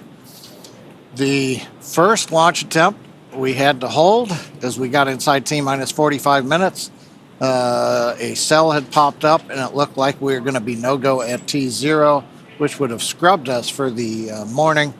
So instead we held off before we began prop load into the Falcon 9. That preserved a second launch attempt coming up in just under 80 minutes from now. That T0 is planned for 9 hours, 23 minutes, 49 seconds universal time, or 5:23 and 49 seconds a.m. Eastern Daylight Saving Time, just about an hour or so before dawn there in Cocoa Beach, Florida. So hopefully they'll get a good view if the weather continues to dissipate. As I mentioned, we had the crew rotate seats back into the launch position at T-minus 1 hour and 28 minutes. On the SpaceX Falcon 9 side, the launch chief engineer is going through a technical readiness poll, making sure that the Falcon team is ready to pick up the count as we get inside T-minus 1 hour. Also, amplify a little bit on the launch weather officer. It's always interesting. A probability of violation, or POV as they call it, of 35%. So that means essentially 1 chance in 3 of violating the weather constraints that we would have for a launch. It's interesting. An optimist would say it's a 60% probability of good weather. You know, I don't know why we do the probability of violation, but that's the history. It's been that for as long as I have known it.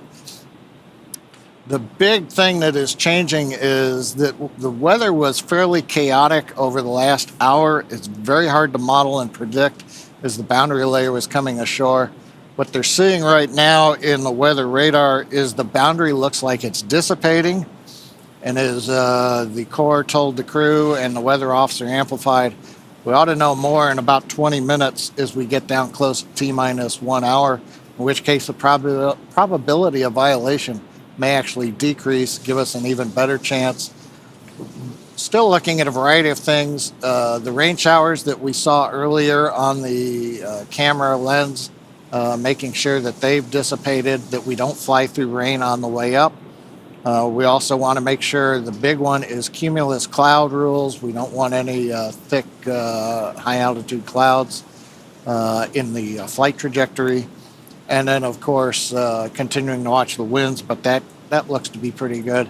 And if the rain dissipates and goes away, then the electric field intensity, which is currently green and go for launch, should also stay that way. So fingers crossed that the weather will continue to improve and we get a go here to continue through T-minus 1 hour and then prop load and take it the rest of the way on down. But right now, Kate, things are looking a little more optimistic than they were an hour or so ago. Yeah, certainly better. Hearing that we've got a 35% chance of violating the weather requirements instead of 60, that's certainly a welcome improvement. So let's talk a little bit about the research that's going to be going up. So Polaris Dawn is the first of 3 planned missions in the Polaris program, and this will conduct extensive scientific research to expand our knowledge of humans adapting, living, and working in space. Much of this research is also intended to improve our lives down here on Earth. And like all science and research, it begins with collecting tons of data, and that process started well before today. Let's take a look. We are in the Houston SpaceX office today. We are here for our what we call L-30 or launch minus 30 days data collection for all of the research that we're doing on our mission. We have about 40 experiments, and a number of those require data collection pretty close to launch date. And so we are doing all of that data collection today, as well as doing some refresher training just to make sure we're really sharp on all of our procedures when we go to flight. There's a lot of steps for each one of these science experiments. They're beneficial for not only improving and enhancing healthcare here on Earth, but it helps us continue this progression with space exploration. What Kid and Anna are doing with the endoscope up through the nose and looking down at the vocal cords, I mean, that is not something easy to perform, in a hospital environment, let alone in space. They certainly stand to learn a lot from it. Reestablishing someone's airway, that's worthwhile to know if we're going to Mars someday. But I think that's a tough one to perform in space. But you got two really highly motivated individuals that are going to try and conquer it. In space, there's inflammation. We don't have the impact of 1G pulling on that fluid. So we need to better understand what that inflammation looks like. And once we have a better understanding, we can develop the procedures and the equipment necessary to handle any type of triage situation. When we stepped into this virtual reality scenario, I think Kid and I liked it a lot because they're flying a spacecraft on Mars to kind of gather like hand-eye coordination, motor skills, some cognitive abilities now, and then they're going to compare it to post-flight as opposed to whether or not we can successfully land on Mars. One of the unique things of our missions, they're 3 to 5 days length. You maybe can't study the super long duration things, but what you can study is what happens immediately when you get up there and how soon these things start to take place. So this big problem in the astronaut community is called SANS, and it's where the astronaut's eyesight and ocular health start to degrade over time. So they will be wearing a contact that actually makes them look like a cyborg. It has little coils that can measure the interocular pressure, and then we can start testing countermeasures that might actually be able to prevent some of those negative effects. We are doing an experiment called GDS disorientation, and this experiment, we wear a set of electrodes that sends electricity essentially through our brain between our inner ears and stimulates a disorientation and an imbalance to train astronauts' adaptation to different G environments and hope to quicken that readaptation. One of the things that we're doing with ultrasound is we are going to be collecting imagery of our veins and identifying whether there's actually bubbles forming when we are changing cabin pressure. It's very possible that nitrogen will bubble out into our blood. If we see bubbles, it will be completely normal and okay if we do see bubbles, but we are hoping to capture that on ultrasound.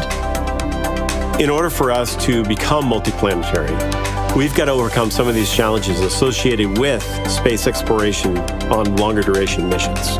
What we gather on orbit in a zero-G environment, in a vacuum, will help us continue this cause in space exploration.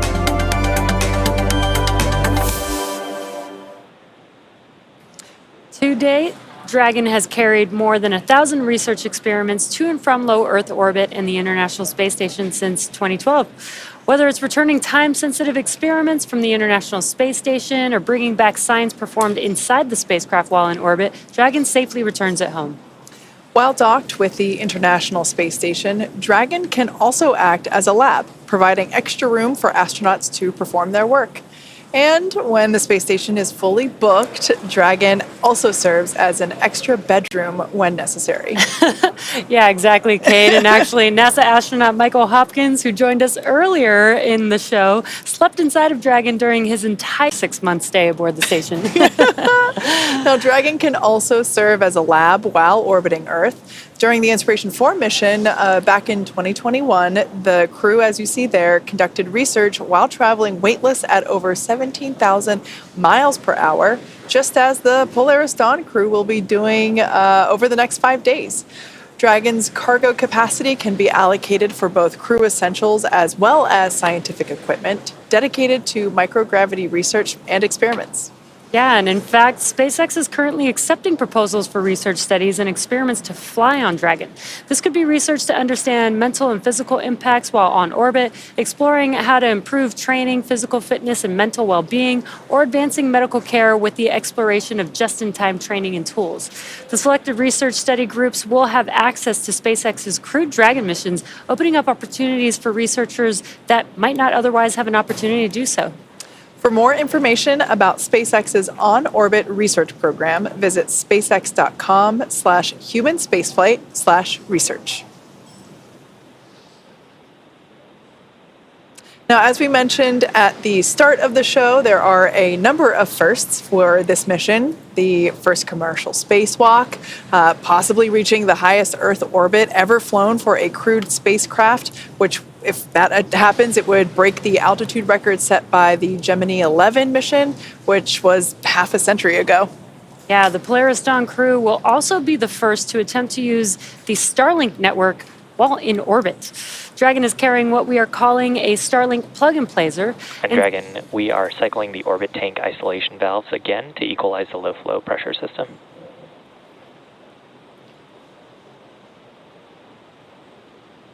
Copy that, SpaceX. We're following. And just a quick update from the core to the crew. Dragon is carrying what we are calling a Starlink plug-and-placer, and inside Dragon is a router connected to a user terminal in Dragon's trunk. Now, this terminal will be linked to the new plug-and-placer device that is mounted on board. And all of this will be responsible for establishing and maintaining a laser communications link with Starlink satellites, which will be in orbit about 200 kilometers below Dragon. Using this hardware, Dragon will attempt to talk to Starlink the same way Starlink satellites talk between themselves with lasers. No one has ever flown a laser communication system on a human-rated spacecraft before, so there's a lot to be learned. If this works, the plug-and-placer could provide the first high-speed internet experience for people traveling in space. Yeah, this technology will also help here on Earth by facilitating healthcare access and connectivity to underserved communities around the world. The Polaris program is donating Starlink to St. Jude Global partners in 5 countries. Strong, reliable internet will help support the St. Jude Global mission by providing partners greater access to online medical conferencing, case and imaging sharing, and diagnostic assistance. Hospitals and foundations that are part of the pilot program will be able to provide better care to patients thanks to high-speed, low-latency broadband internet. The first countries selected to receive Starlink include the Philippines, Brazil, Chile, Peru, and Mozambique. The Polaris team is also donating Starlink to 100 schools in Chile and Brazil, striving to increase internet connectivity, which can improve education and telemedicine efforts for communities in need. The Polaris Dawn crew actually had a chance to hear from the students in Chile after Starlink was installed.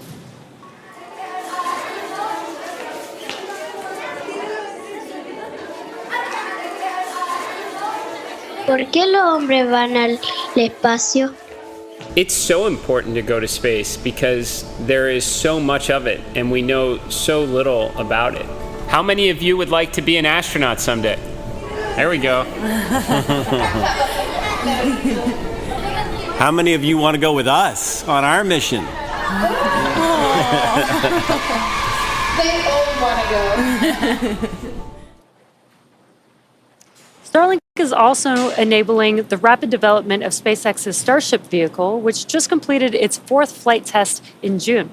Starlink on Starship once again enabled real-time telemetry and live high-definition video throughout every phase of entry, with external cameras providing views all the way to the flight's conclusion.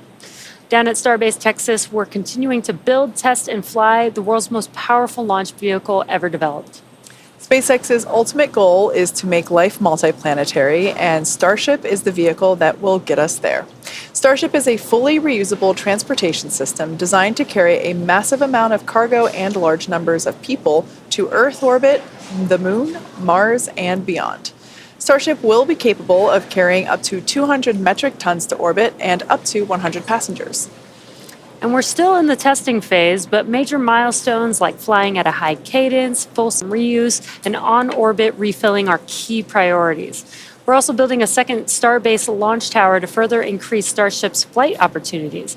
This will also allow for continuous upgrades to the towers while continuing to launch. Now, also in testing, our engineers are proving out all systems necessary to make a trip to the moon possible, such as propulsion, life support, and even the elevator that will take the crew and cargo from the Starship hatch opening down to the lunar surface. In partnership with NASA, Starship will put the first Artemis astronauts on the moon. The vehicle will perform one uncrewed demonstration flight before the Artemis 3 mission. You are go for section 5 of 4.100. Report when you are go for launch. And copy that, SpaceX. We're stepping into section 5, 4.100. All right, so just the core syncing up with the crew, informing them that we are continuing with the launch countdown. So I was talking about the Artemis 3 program, the Artemis program, specifically the Artemis 3 mission, and how the Starship vehicle, like the one that you see there on your screen, will perform an uncrewed demonstration mission before the Artemis 3 mission. And that will be the first human surface expedition since 1972. With the ability to deliver cargo and people to the lunar surface. SpaceX, section 5, 4.100. Crews go for launch. All right, that is... Copy, crew is go for launch. Music to our ears. Crew is once again still ready for launch. So with the ability to deliver cargo and people to the lunar surface, we'll be ready to help humanity build a sustainable presence on the moon and learn how to live off-world before the next step to Mars.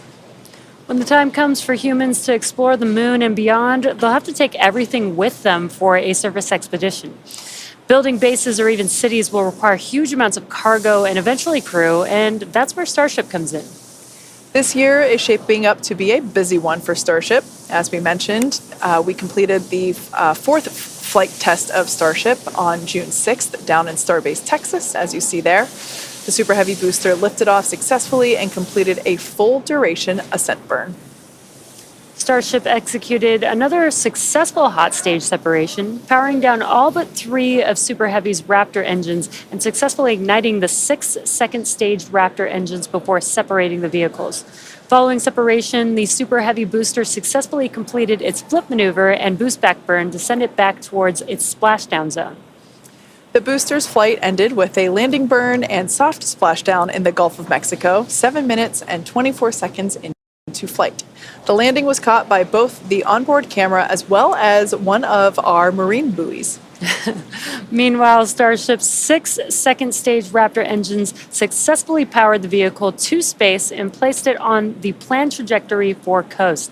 Starship made a controlled re-entry, successfully making it through the phases of peak heating and maximum aerodynamic pressure, demonstrating the ability to control the vehicle using its flaps while descending through the atmosphere at hypersonic speeds. And speaking of those flaps, Starship provided live video throughout re-entry via SpaceX's Starlink satellites, providing most spectacular views. And we all cheered on the little flap that could as it hung on with the last strings for dear life. Now, these Starlink-enabled views, they were incredible, and we're looking forward to having similar incredible views on Polaris Dawn. Yeah.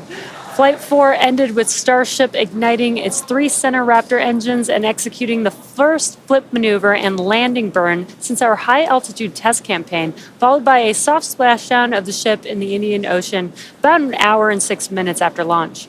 The 4th flight of Starship made major strides to bring us closer to a rapidly reusable future.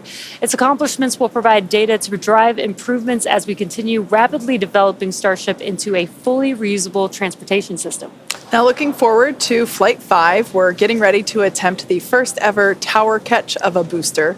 Now, returning the booster after launch is a core capability to Starship, becoming rapidly and reliably reusable.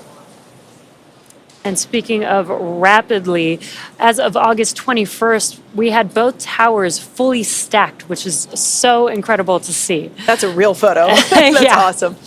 So stay tuned for exciting updates as we get closer to this next launch. And as always, excitement is guaranteed. Now, for those that have just recently joined us, you picked a great time because we are exactly 1 hour and 1 minute and 13 seconds away from launch. Welcome back to the coverage for the Polaris Dawn mission. The Polaris program is a first-of-its-kind effort to rapidly advance human spaceflight capabilities while continuing to raise funds and awareness for important causes here on Earth. The program's goal is to demonstrate important operational capabilities that will serve as building blocks to help further human exploration to the Moon, Mars, and beyond. Polaris Dawn is the first mission in the Polaris program. The program will consist of up to 3 human spaceflight missions that will demonstrate new technologies, conduct extensive research, and ultimately culminate in the first flight of SpaceX's Starship with humans on board. The Polaris Dawn crew will be performing some incredible firsts in space, including the first ever commercial spacewalk. And this mission will fly higher than any Dragon mission to date, attempting to reach the highest Earth orbit ever flown for a crewed spacecraft, breaking the record set by Gemini 11 half a century ago. The crew will also be the first to test Starlink laser-based communications in space. They will orbit the Earth for up to 5 days before splashing down off the coast of Florida. And over the course of their mission in orbit, the crew will conduct a wide range of research in microgravity designed to advance both human health on Earth and our understanding of human health during future long-duration spaceflights. Now, liftoff time is still holding for 5:23 a.m. Eastern, and we're currently tracking no technical issues with Falcon 9 or Dragon. The range is green, and weather at the moment is cooperating, but the last POV that we had was 35%, and we heard that it was going to improve as we get closer to T0, so fingers crossed it stays that way. Now, over the last more than 3 hours, I think more like 5 hours at this point, the Polaris Dawn crew donned their SpaceX suits and were then transported to the pad where our crew entered Dragon spacecraft, the one that you see there on your screen. Since arriving at the spacecraft, the crew were helped by our closeout team to get in their seats, those seats that you see there, attach their suits to the special umbilicals that provide breathing air and communication link to Dragon systems. They conducted successful leak checks and communications checks with the core here in Hawthorne, and that is the person who they will be speaking to directly throughout the mission. That stands for Crew Operations Resource Engineer. Yeah, and the closeout team was able to seal the hatch, which also gets its own leak check. And the closeout team has already departed the pad. Once that hatch was sealed, they were able to clear the area and clear the pad. And now we've been doing some weather checks as we got closer and closer to T0. So again, we will be doing another final go, no go for launch. Before we get to that final go, no go, the next team will do an internal poll, making sure that conditions are right with Falcon 9, Dragon, the crew, the range, and the weather, of course. T-minus 1 hour until liftoff is the final evaluation checkpoint, or the last opportunity for the SpaceX team to adjust the launch time if it's needed. And with everything so far on track, let's take a moment to meet the crew that will be flying today.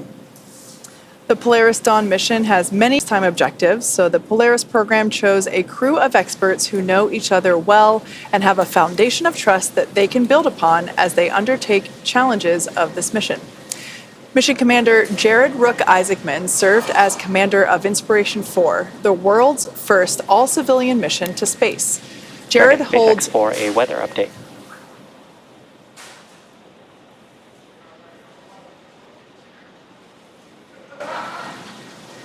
Go SpaceX. Dragon, we are currently go for launch. Updated probability of violation is 20%. So with that, we are going to be pressing towards T02. We'll keep you updated if any other weather comes through. And copy that.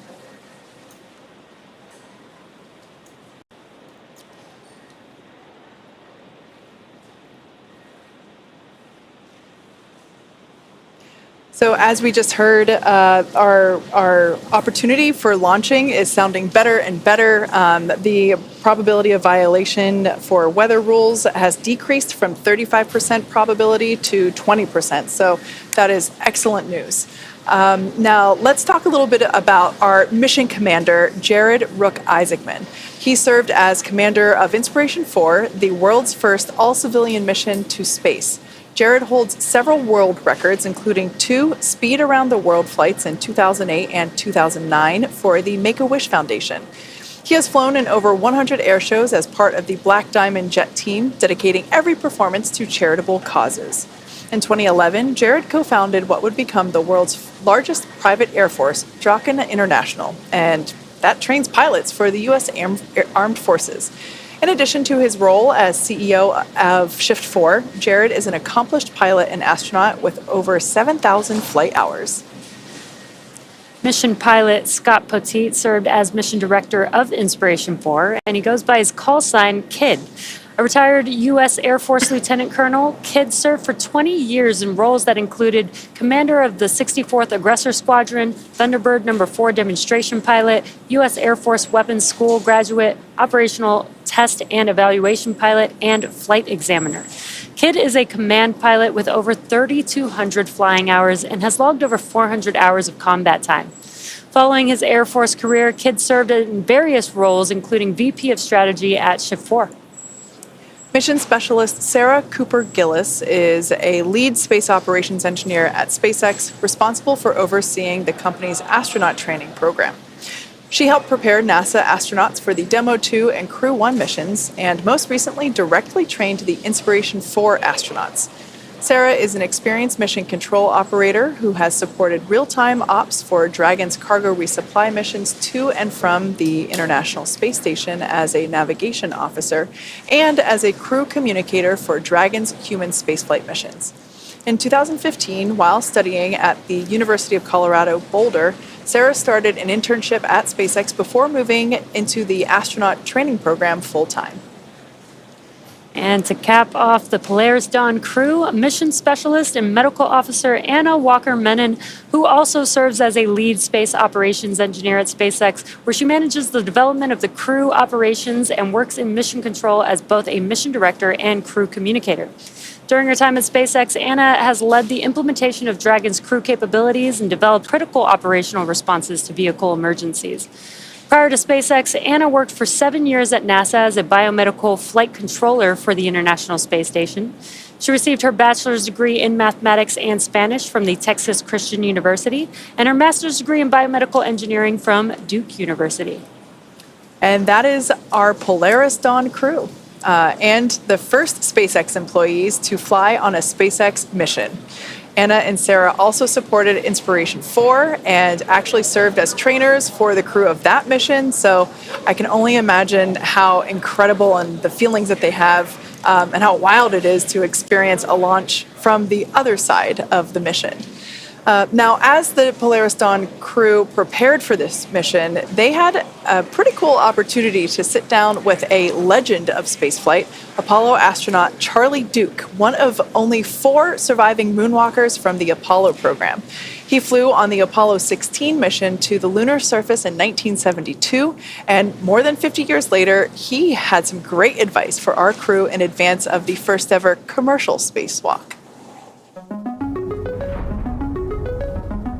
We have a launch commit and we have a liftoff. The swing arm is moving back. I can see all the way to the ground, just like flying the LTV. Piece of cake.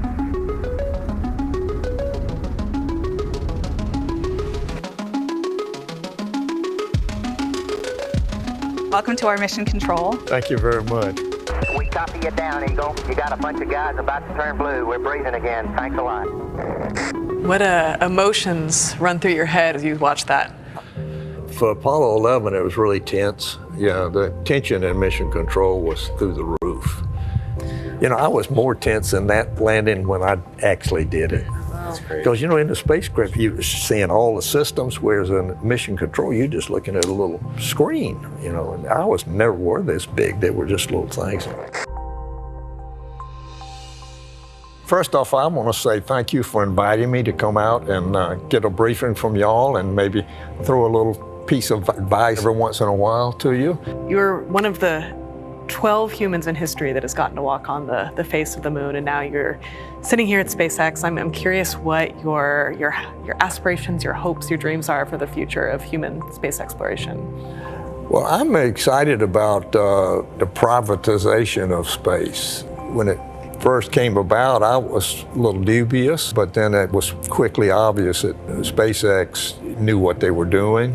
And I've been a big supporter of what SpaceX is doing in space and manned and unmanned launches. I'm impressed with this facility, and the first time I've been here. Well, sir, it is a real honor. It is a real honor to have you here and have this conversation. Polaris Dawn, sir, is the first of up to 3 missions that are contemplated. So we're going to vent down the vehicle and conduct a spacewalk.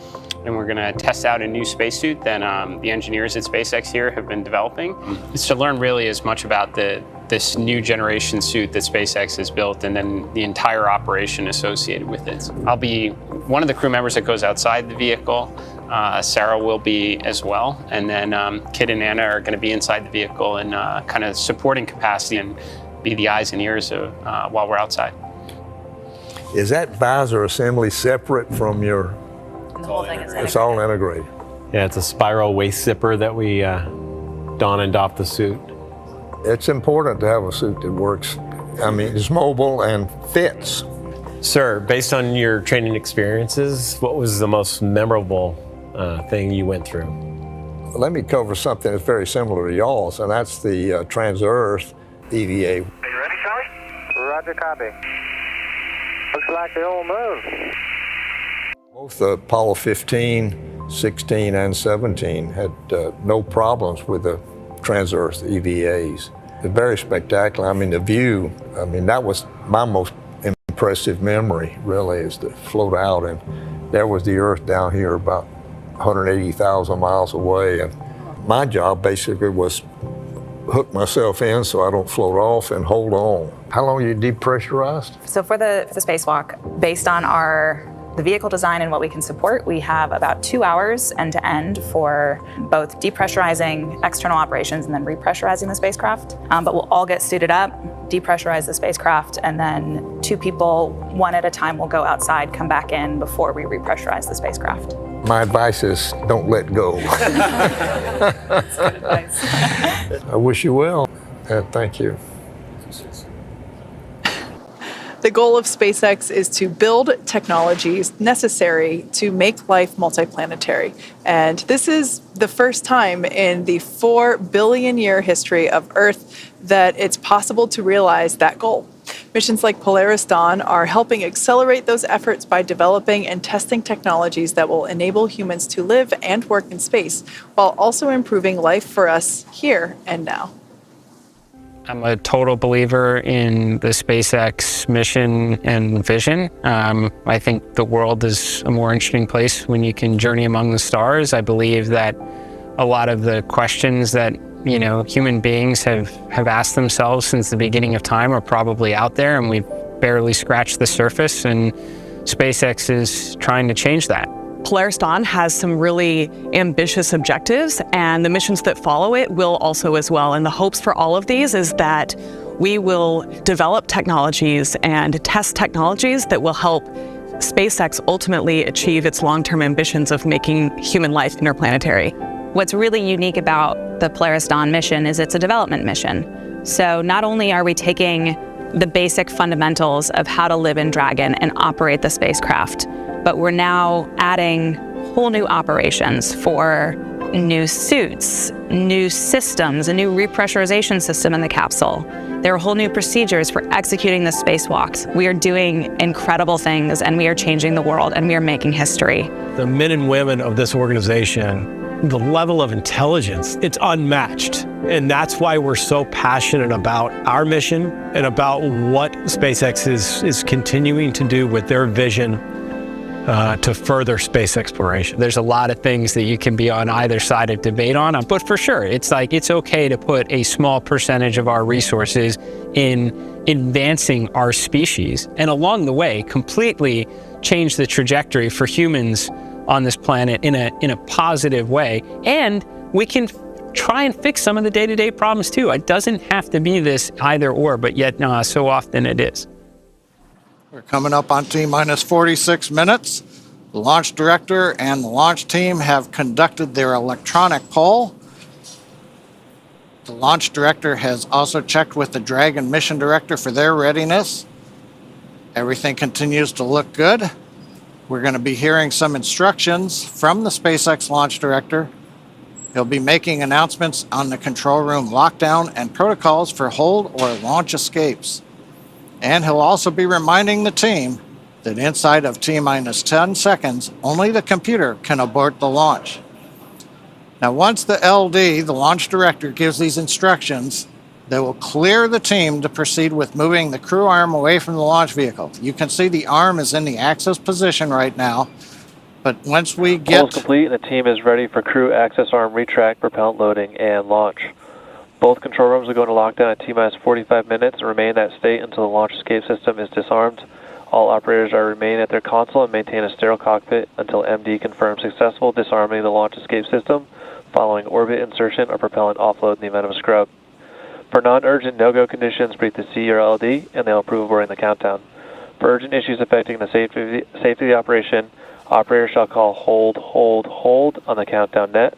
Launch control will abort the launch auto sequence immediately and proceed into the launch abort auto sequence. At T-minus 10 seconds, launch control will be hands-off, relying on automated abort criteria for the remainder of the count. Operators advise the launch director whether structural breakup or fire is imminent or occurring per Dragon manual escape flight rules. Launch control, you may proceed with arming the crew arm for movement.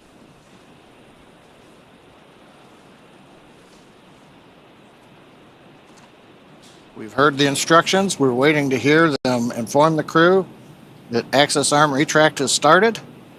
We're also watching on the monitors as we see the crew access arm, waiting for it to begin into motion. Now, once we get through this, then we will be arming the launch escape system, and there's a view. Access arm retraction has started. Crew access arm retraction has started. Once that's all the way back in the stowed position, we'll arm the launch escape system, proceed down to propellant load, starting at T-minus 35 minutes. One other update, weather probability of violation, as we mentioned, down to 20%, and they just checked with the launch weather officer. Nothing appears to be in the area that would be a risk to T0 in just over 44 minutes.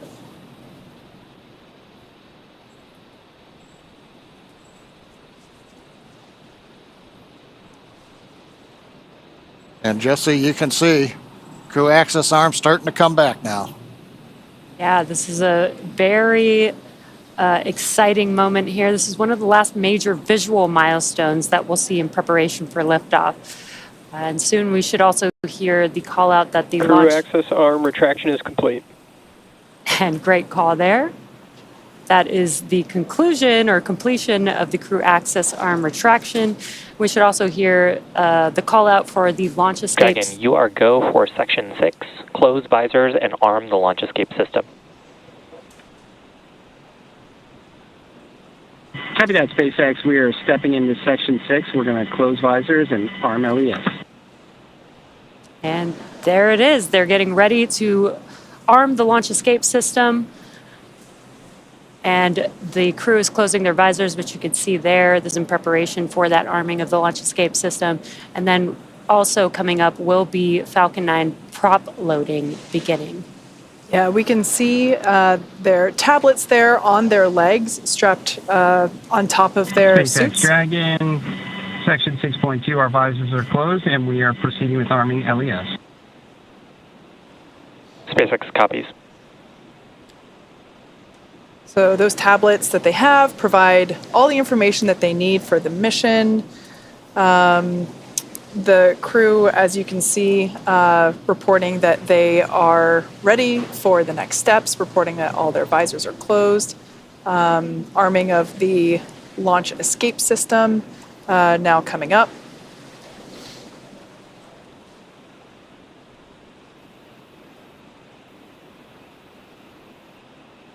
And we're just waiting for the call out. Launch escape system is verified armed. Copy that, SpaceX. We show the same. Yep, that's SpaceX good news. Dragon, we're closing out 4.100. 4.100, a reference to SpaceX copies, closing 4.100. That's a procedure the crew is running on their tablets.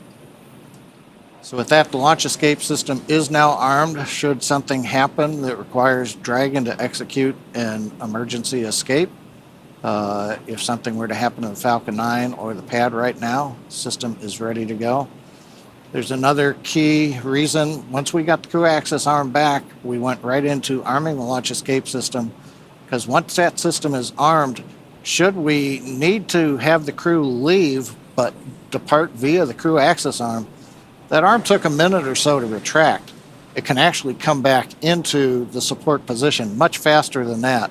So there's a high-speed mode, but that high-speed mode requires that we be in the armed configuration so that it'll be enabled. So if that was needed, the crew could then leave the hatch, go down the arm, and depending upon the direction, they can take the elevators. The elevators are currently at level 255. When the ground team left the pad, they send the elevators back up. So if the crew needs them, they're right there. And of course, we have the slide wire basket system on 39A is another way. So there's several ways if the crew had to leave. But the good news is, coming up 40 minutes before launch, everything continues to go well, technically, on Falcon 9 and Dragon, and it looks like the weather has begun to cooperate now.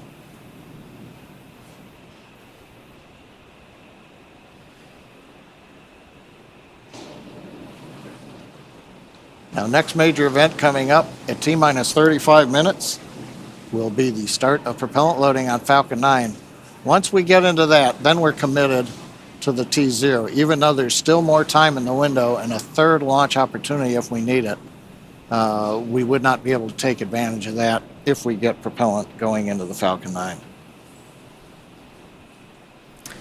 Again, the views from 39A, the arm is retracted. You can't tell it, but launch escape system is armed on the Dragon spacecraft.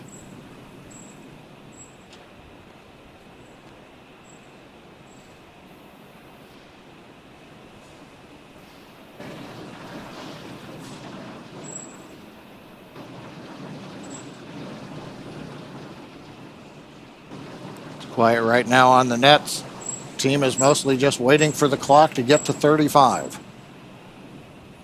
And this is getting pretty exciting. You know, we were very close to this point about an hour and a half ago.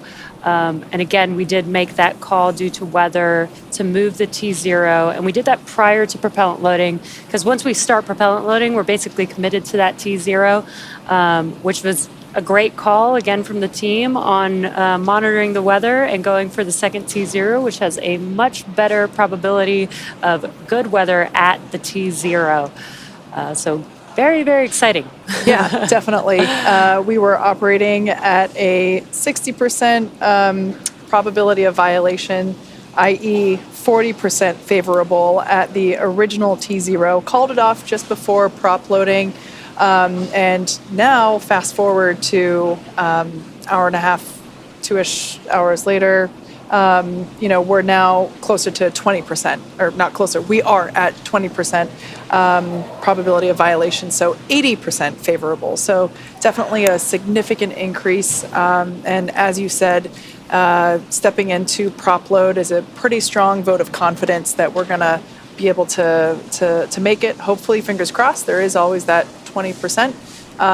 But we are optimistic that we're going to see our Polaris Dawn crew in orbit sooner than later. And it shows, you know, this is a perfect example of, you know, why we have all these procedures and these milestones where we're checking in throughout the countdown to make sure that, you know, we have opportunities to make the right decision, again, for safety being the number one thing that we're always looking out for, especially with crew on board, but just for any mission. And we were able to... Falcon 9 tanks will vent for the start of propellant load in 5 seconds.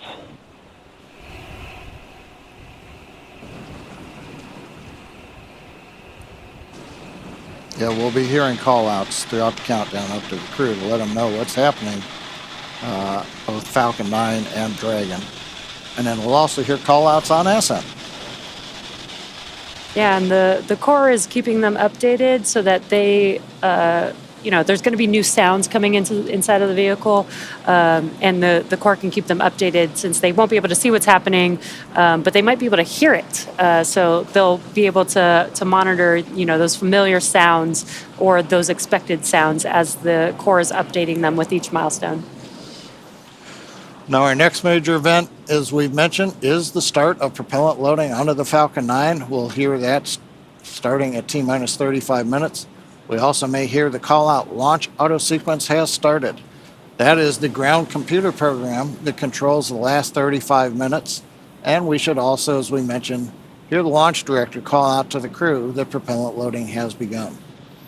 Propellant loading sequence on the Falcon 9 begins with loading fuel onto both the first and the second stages. That's the RP1 kerosene fuel that we use. We'll also begin with liquid oxygen loading onto the first stage. Now, the second stage fuel loading will finish up fairly quickly at about T-minus 20 and a half minutes. And then 4 minutes after that, we'll begin loading liquid oxygen onto the second stage. But right now, T-minus 35 minutes, 30 seconds. Everything continues to go well. We're waiting for the handover from the countdown master sequence to the launch automatic sequence to begin propellant loading. Once that begins, that'll commit us to a launch early this morning here at Pad 39A in Florida.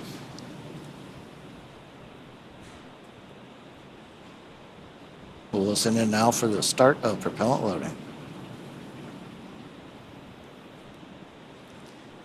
The launch auto sequence has started. And great call out there. We just heard that the launch auto sequence has begun. This means that propellant loading has begun on Falcon 9. Now we are T-minus 34 minutes and 45 seconds from liftoff. Dragon was loaded with its propellants about a couple weeks ago, just a few miles down the road at what we call Dragon Land. In order to fly, Dragon needs a fuel and an oxidizer. And for the fuel, we use monomethylhydrazine, or MMH, and nitrogen tetroxide, or NTO, for the oxidizer. Now, together, these propellants feed the Draco engines that maneuver Dragon on orbit, as well as the 8 Super Draco engines that would power the launch escape system in an abort scenario. And again, now that fueling for Falcon 9 has started, that means the 8 Super Draco engines inside Dragon are ready, if needed, to launch the capsule away from the Falcon 9 rocket in an instant, should there be any kind of emergency associated with the rocket or the pad. Now, some of you are very familiar with the vehicles on the launch pad today, but for those of you who aren't, no worries. We're about to make you instant experts. Now, on the left side of your screen is a live view of our Falcon 9 rocket with the Dragon spacecraft on top. Together, they stand about 229 feet tall. Falcon 9, of course, is a reusable 2-stage rocket, which means it's kind of like 2 rockets in one, the first stage and the second stage. The first stage is the bottom 2/3 of the vehicle. You can see soot from the previous 3 missions that this booster has flown, and those missions include NASA Crew 8 as well as 2 Starlink missions. The first stage is responsible for accelerating Falcon and Dragon through Earth's atmosphere and into space. To do that, it has 9 Merlin engines at the bottom of the stage. Prior to liftoff, the Falcon 9 first stage is loaded up with nearly 1 million pounds of fuel and liquid oxygen. At liftoff, the Merlin engines use these propellants to provide the first stage with a thrust greater than 5 747 airplanes at full power. And these engines consume about 700 gallons of fuel per second. The first stage accelerates the vehicle through the Earth's atmosphere into space, and then separates from the rest of the rocket at just about 2.5 minutes into flight. From there, the first stage will do what no other orbital-class rocket in the world can do. It will make its way back down to Earth and target a landing on our drone ship. Just read the instructions, which you can see there on your screen. And this drone ship is currently parked in holding position a couple hundred miles downrange in the Atlantic Ocean. Our drone ships are essentially autonomous powered spaceports, and they allow our rocket to land offshore. For reference, our drone ships are about the size of a football field, so while they may look small on screen, they're actually pretty big in real life. Reusability is a critical part of our goal of making life multiplanetary. And to that end, we're working toward qualifying our fleet of Falcon boosters and fairings to support up to 40 missions each. As mentioned previously, Falcon 9 is a two-stage rocket, and above the first stage is the second stage. The second stage has a single Merlin vacuum, or MVAC engine, and this engine ignites after stage 1 separates from stage 2. The second stage is essentially a smaller version of the first stage, and while the first stage gets us out of the Earth's atmosphere and away from the extreme forces of gravity, the second stage is designed to operate in the vacuum of space and deliver payloads, like Dragon today, to their target drop-off orbit. And of course, we have a great team here at SpaceX that will be monitoring both Falcon 9 and Dragon after liftoff.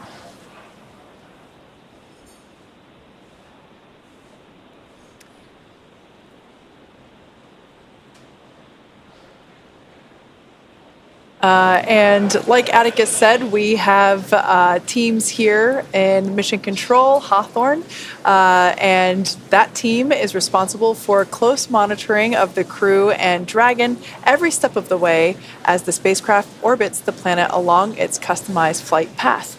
On console or headset are a number of positions who are monitoring the health of the vehicle and crew. The mission director, responsible for mission success, is in charge of that room. And the person that you'll hear talking to the astronauts, and the person we have been hearing speaking to the astronauts, is the crew. Stage 1 cryo-helium load has started. The Crew Operations and Resources Engineer, or CORE. The other positions are focused on things like navigation and control of the vehicle, avionics, software, propulsion, life support systems, and communications with ground segments. And different members of the SpaceX team will rotate through these positions throughout the mission to ensure 24/7 coverage of the crew and Dragon through splashdown, which will be about 5 days from now. And it's worth mentioning that two of our crew members, Anna and Sarah, have sat in these very seats before as part of the SpaceX team. Anna served in mission control during multiple Dragon missions, including Demo 2, Crew 1, CRS 22 and 23, Crew 3 and Crew 4, as well as Axiom 1. And Sarah has supported real-time operations for Dragon's cargo resupply missions to and from the International Space Station as a navigation officer and as a crew communicator for Dragon's human spaceflight missions. And now they'll get to see what it's like from the other side inside of Dragon. Although Anna and Sarah have trained astronauts for SpaceX missions, they were not exempt from going through that exact training themselves. The Polaris Dawn crew has gone through the same rigorous SpaceX training as our NASA astronauts. Plus, they also had to train to perform an EVA, or an extracurricular vehicle activity. We had an opportunity to talk to Anna, Jared, Kid, and Sarah about their training experiences, and here's what they had to say. The bulk of the training has been rightfully focused on the EVA, or the spacewalks. In a development program, you don't know what you need to train to. Like, how can we run pressurized operations, simulate microgravity, but also have like a simulator that's powered, with hatches to get in and out of, so we don't have to submerge that in a pool. We looked at a suspension system solution where we can set up a physics model that allows you to pressurize the suit, put on a harness, and then a hoist will lift a suited crew member up.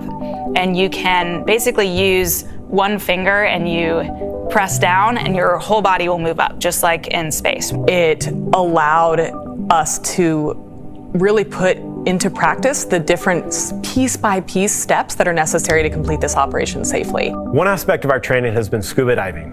The buoyancy allows us to kind of experience a different environment. The lack of communication is a challenge associated with scuba diving. You rely on alternate forms of communication. You'll use different hand signals to communicate, like I'm okay, you're okay. So I would say scuba diving has a ton of great training lessons that are directly applicable to our spacewalk. I have to say, I think the max fun here was the skydiving we did at the Air Force Academy. That was some of the best training ever. When I dropped out of that airplane, sitting in the airplane as I was going up, I felt those nerves, all of that rush of emotions that comes with, recognizing that you are about to do a really high consequence operation. And you're standing out, leaning into the wind, out of an aircraft, and then you just let go and you fall. It was incredible training. some of the most memorable training we've done. For the centrifuge training, the purpose is to go through both a launch and a reentry as well as a launch escape mission profile in this human centrifuge that's spinning you around and imparting forces on your body that are similar to the ones that we will experience when we go through those operations actually in space. When you're in space, you have to deal with the circumstances that you're dealt. Similar fashion is climbing a mountain. You're on the side of a mountain, it's taken days to get to where you're at, approaching the summit. You're dehydrated, you're hungry. You learn to manage those stressors. And those are all good preparation techniques in getting ready for space exploration. We've had it all. We've had unbelievable, highs, and we've had, lows. It's just been a great 2 years of growth. Some of the best times of my life. Before the segment, I called it an extracurricular activity. My brain is clearly tired. It's extravehicular activity. And as we mentioned earlier, much of the training that the crew went through was to prepare them to perform that extravehicular activity, or an EVA. Because Dragon does not have an airlock, the entire cabin will be depressurized. So essentially, all 4 astronauts will be performing the EVA. Jared and Sarah will exit the spacecraft to perform their tasks, while Kid and Anna remain inside to conduct their experiments and act as the ears and eyes. The EVA will last about 2 hours from the time that the cabin air is vented to when it is repressurized again. As they prepare for the EVA, the crew... Stage 2 cryohelium load has started. Good call-outs there. As they prepare for the EVA, the crew will go through a pre-breathing procedure, which will involve slowly dropping the atmospheric pressure of Dragon while increasing the concentration of oxygen in the air. This process is similar to what is known as a safety stop in the diving community. This will give their bodies plenty of time to acclimate to the difference in pressure ahead of the EVA. SpaceX designed the EVA suits for the Polariston crew, and they'll wear it during the spacewalk. The EVA suits protect the crew inside the spacecraft while also allowing them to leave the spacecraft when needed. Upgrades include new joint designs that remain soft until pressurized while maintaining mobility, improved thermal management, and an upgraded helmet with an exterior coating that acts like a sun visor, along with a camera and heads-up display that provides information on the status of the suit during the spacewalk. Let's take a look at the making of the suits that our crew will be wearing during the first ever commercial EVA. An EVA suit is an extravehicular activity suit, which is a spacesuit that can go outside of the spacecraft to do a spacewalk. We started with the IVA suit that we have, the intravehicular activity suit, as a kind of starting point, and looked at it and said, what would we have to change about this to be able to support a spacewalk? So the first is mobility. The crew will have to do a lot of moving around inside of Dragon to get outside and do the spacewalk. We had to add in new joints and new features in the suit to allow them enhanced mobility while the suit's pressurized. When a crew member is pressurized in the suit, the soft portions of the suit become rigid.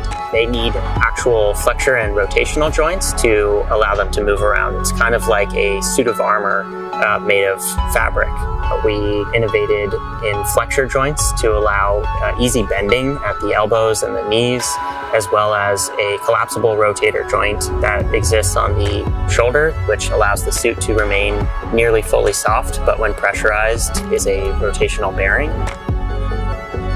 The difference between the IVA and the EVA suit is that on the IVA suit, the zipper system location is in the inseam. But since we needed to have lots of mobility on our EVA suit, that was not their choice. By moving the zipper system from the inseam to the waist, we mitigated risk of the stress of the zipper.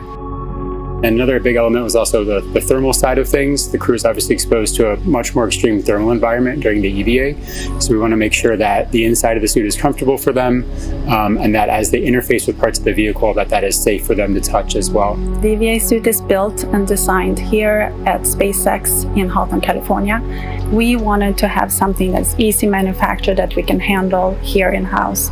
So we developed this new material, so it's fabric-based. We actually added a new layer to the suit, which we refer to as the Faraday layer. And this is a conductive cage around the suit that shields the suit from external electric fields. The helmet on the EVA suit looks very similar to the IVA suit, but it is really an all-new design of that helmet. It's much more robust from a thermal structural perspective since it will be taking more extreme temperatures. We are really excited to introduce this new single-pane visor helmet to the world of spacesuits. The EVA suit visor is made of polycarbonate and is coated with copper and ITO, or indium tenoxide. These two coatings together reflect the sun away from the crew, as well as reflecting infrared heat back to the crew when they are facing deep space. Our suit has a HUD, or heads-up display, which is a small display screen in the helmet, which is transparent, which allows the crew to see through the display to have unfettered access during their EVA, but it also provides critical telemetry to the crew, so pressure, temperature, relative humidity. We're trying to improve the technology and streamline it in one way, and at the same time, we're also trying to get it more and more manufacturable with each generation. The ultimate goal is that you can put on a spacesuit and go out and get work done anywhere in the solar system and not feel like you're wearing anything more than you normally wear every day.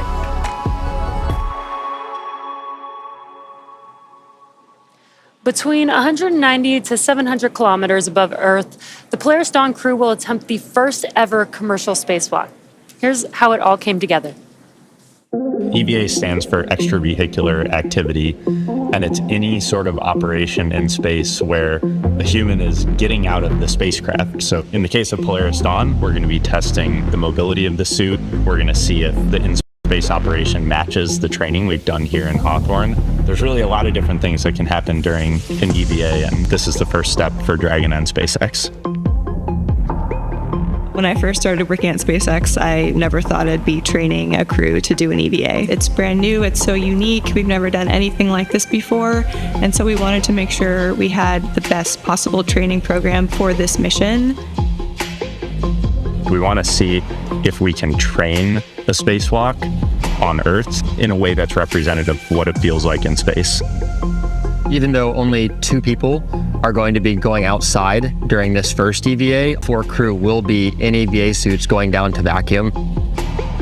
Dragon was always designed to vent to full vacuum, but we've never taken full Dragon capsule down to vacuum, and this will be the first time we do it in space. We actually put crew into a chamber at Johnson Space Center in Houston and had them live the exact profile that they will experience, and making sure that no one actually experienced decompression sickness. We have a couple new training assets for Polaris Dawn to train the EVA specifically. The suspension system that we have is situated on top of the platform of our capsule simulator. The lines drop through the hatch. They attach to a single crew member inside the capsule. We can lift them up and get them situated so that they can egress the capsule and perform their tasks at Skywalker, the mobility aid. The Skywalker, what's amazing to me is a lot of people are going to think it's a metallic structure just bolted to the top of Dragon, but a lot of development effort, testing went into the Skywalker. So we actually used similar technology as we have in the Super Draco chambers to apply a thermal barrier coating to the outside of the Skywalker. That is going to be a really, really amazing mobility aid on the front end of Dragon. We also developed a sideways simulator, so we flip the hatch on its side. In the event the hatch fails to close, they can manually close the hatch. We have them do that in a sideways suspension system, so gravity isn't helping them close or helping them open that hatch mechanism. It's new development for Dragon, it's new development for SpaceX and the industry as a whole. So this is a great example of where Polaris Dawn is forcing the team to innovate in a way that adds safety and reliability to every Dragon mission going forward. That's this huge challenge for us to go solve, but that's also an opportunity for us to solve the problems that we have to go figure out anyway for our larger goals, like putting people on Mars.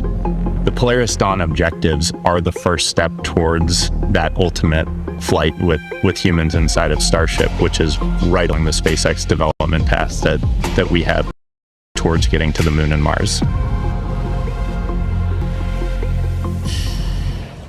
All right, we are T-minus 17 and just under a half minutes until liftoff of Polaris Dawn.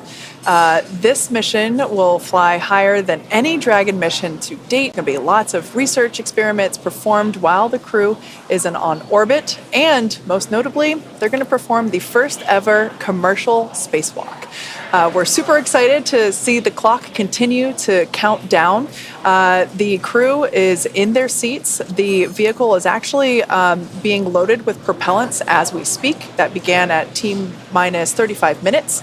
The launch system is armed, and we have gotten the okay to go from the crew. They are ready to go to space. Yeah, it's super exciting. We've got their new EVA suits on board with the crew. This will be the first time that we've ever flown these EVA spacesuits, which I think is... Stage 2 LOX load has started.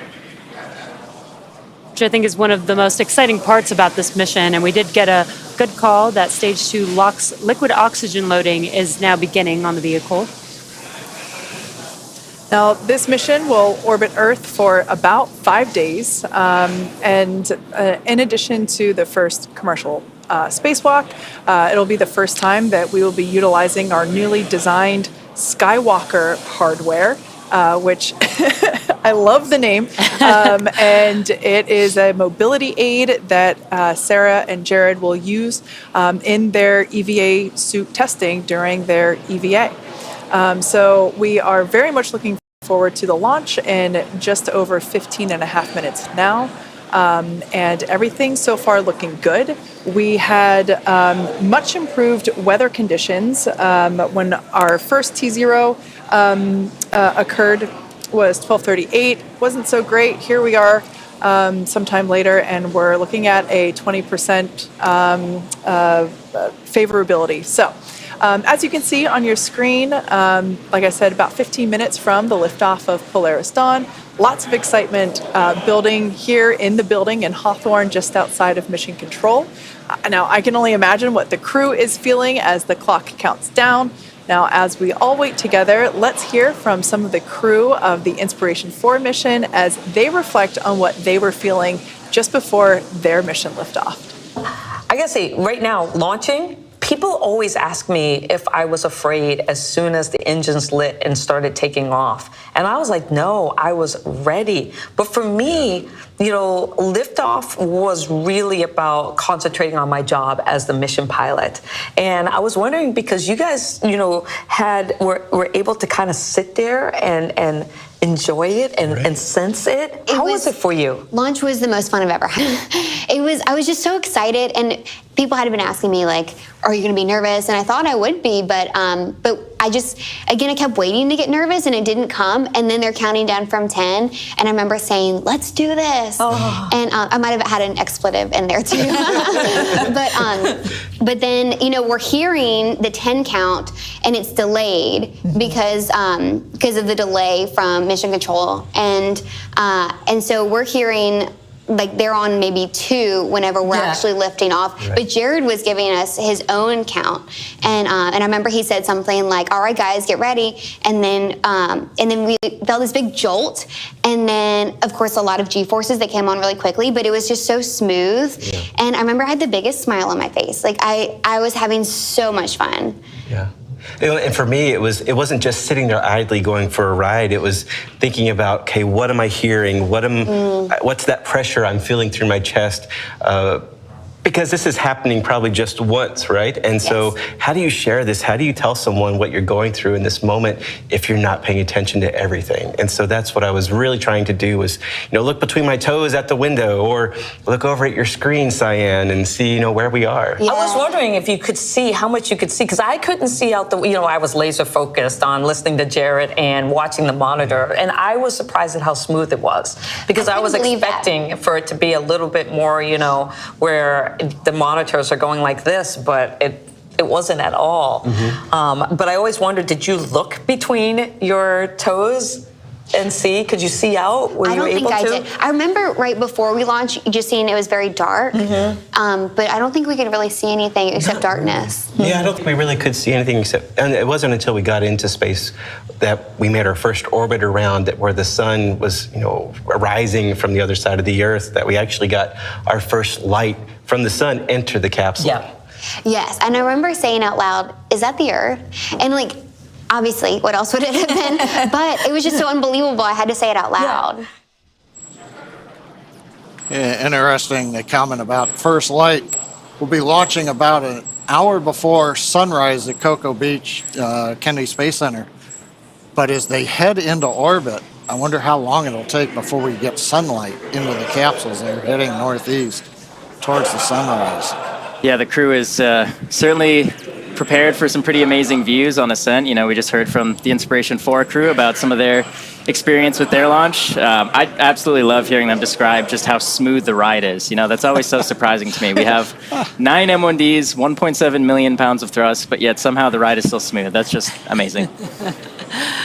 I was actually just looking back at my Inspiration 4 liftoff notes in my handy-dandy notebook, and Sarah, who is our mission specialist on the far right-hand side of your screen there, was actually the core for liftoff of Inspiration 4. So I'm sure she's having a great 360 moment.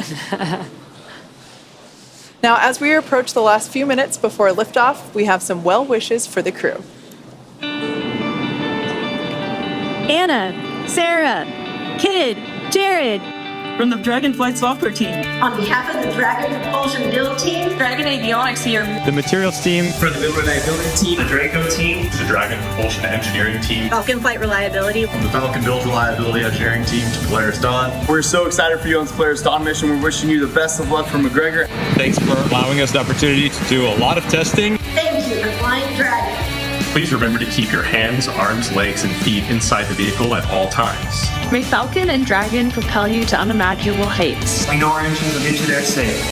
Go fly higher than Dragon's ever flown before. And hope you enjoy your internet in space. Good luck. Safe travels and go Polaris Dawn. Go Polaris Dawn. Godspeed, Polaris Dawn. Go Polaris Dawn.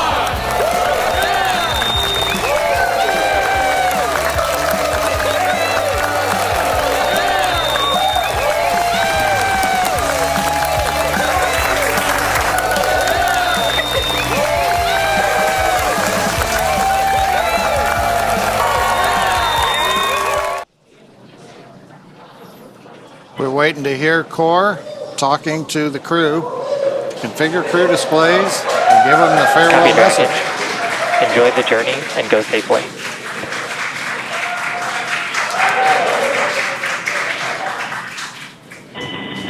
To our SpaceX family, thank you. Today is all of our mission. You are launching with us. Standing in our cycle case, we've gone into the stage. This is the dawn of a new future in space.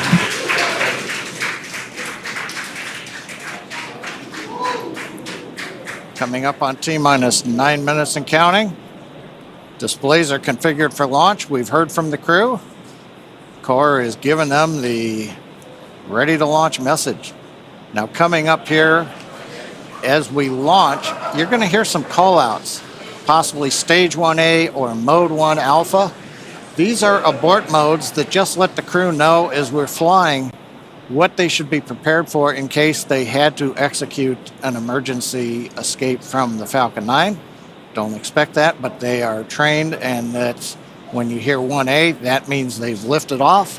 1B you might hear, that'll come late in the ascent as we're throttling down the Merlins on the first stage. And then when we're on second stage, you'll hear 2A and eventually Shannon, which is a call out for Ireland that tells the crew that they can cross the North Atlantic. And then finally we get into orbit and everything gets disabled and Dragon will separate. But right now, coming up on T-minus 8 minutes, everything continues to go well.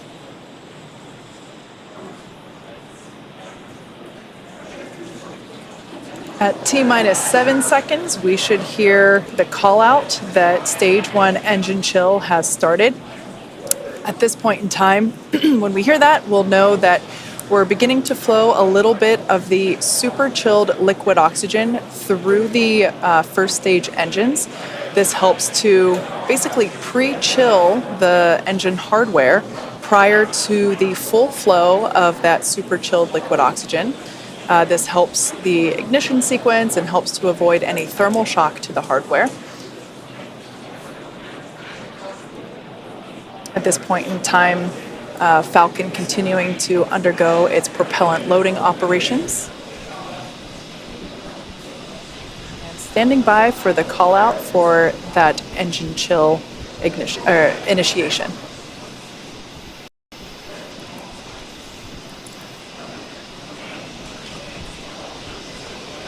Engine chill has started. And great news there. As Kate mentioned, engine chill has begun. And we are loading propellants on Falcon 9's first and second stage. Second stage propellant loading for RP1 has completed. We're getting close to wrapping up propellant loading on stage 1. And while RP1 will be completed around the T-minus 6 minute mark, liquid oxygen loading will continue on both first and second stage as we get closer to the T0. So we should hear a call out. Stage 1 RP1 load is complete. Perfect timing. Stage 1 RP1, or the fuel for the Falcon 9 vehicle, has completed on the first stage.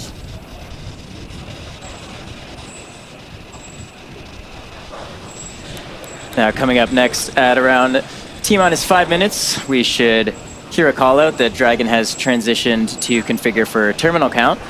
This is similar to the startup phase of the count for Falcon. It's essentially when the vehicle takes over control of the count and starts to operate on internal power and on internal computers. So of course, Falcon 9 enters the startup phase at T-minus 1 minute. And Dragon will transition to configure for terminal count at T-minus 5 minutes. Got a great view right now of both Dragon on the left side of your screen and our 4 crew members on the right. We are now approaching the final minutes of the countdown here.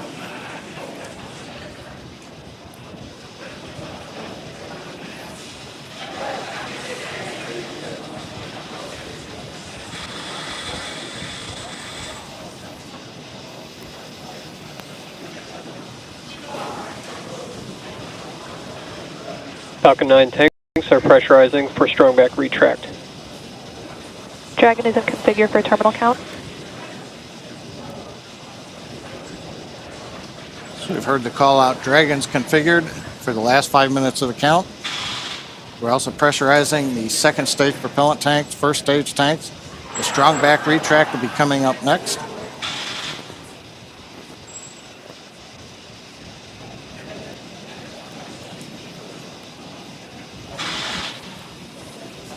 Strongback is retracting. All right, so there's that call out. We should begin to see it retract slightly from Falcon 9. LOX load continues on both first and second stage. Fuel loading is complete on first and second stage. We expect the LOX load to complete on first stage at T-minus 3 minutes and complete on second stage around T-minus 2 minutes. And we do try and load the liquid oxygen as close to T0 as possible. This keeps the liquid oxygen is at cryo temperature, so keeps it as cold as possible, which allows it to be as dense as we possibly can keep it while we're loading the tanks. That allows us to get a little bit more liquid oxygen into those tanks. And as Kate mentioned, at T-minus 3 minutes, we should see stage 1 liquid oxygen loading completing. And at T-minus 2 minutes, that will be stage 2 liquid oxygen loading completion. And once we hit that T-minus 2 minute mark, that will conclude propellant loading for Falcon 9. We are coming up here just about 10 seconds or so for that call out of stage 1 liquid oxygen loading.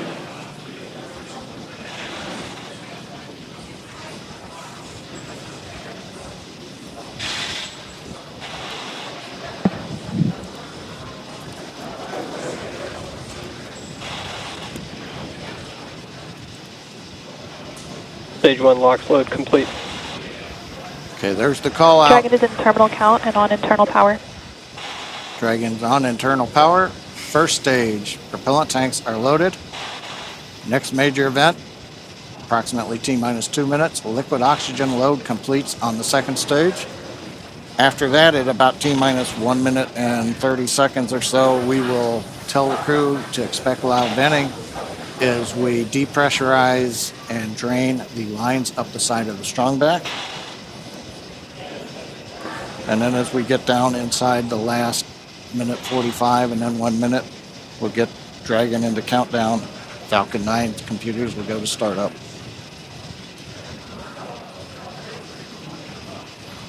Waiting for the call out now for liquid oxygen. Stage 2 LOX load is complete. And there we go, LOX loading complete on second stage.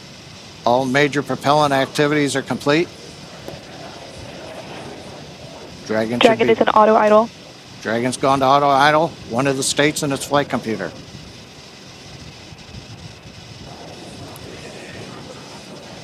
We'll begin venting down the lines. Gas closeouts are starting. Expect loud venting. There we go. So the plume you see coming off of the strong back here, that's normal. And as we come up on T-minus 1 minute, we'll hear Dragon computers in the countdown, Falcon 9 computers in the countdown, flight termination system armed, and then we'll hear the goes. So let's listen in to the last 66 seconds of the countdown.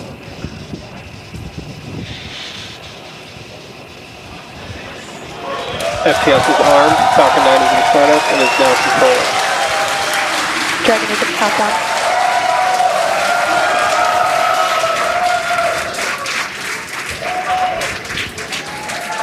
Dragon, SpaceX, go for launch. Send that, SpaceX.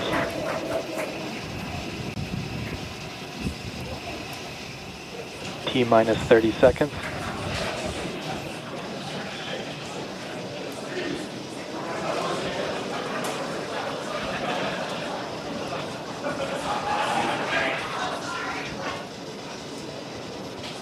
T-minus 15. T-minus 10, 9, 8, 7, 6, 5, 4, 3, 2, 1. Ignition and go Falcon, go Polaris. Copy, 1 Alpha. Vehicle switching downrange. Stage 1 propulsion is nominal.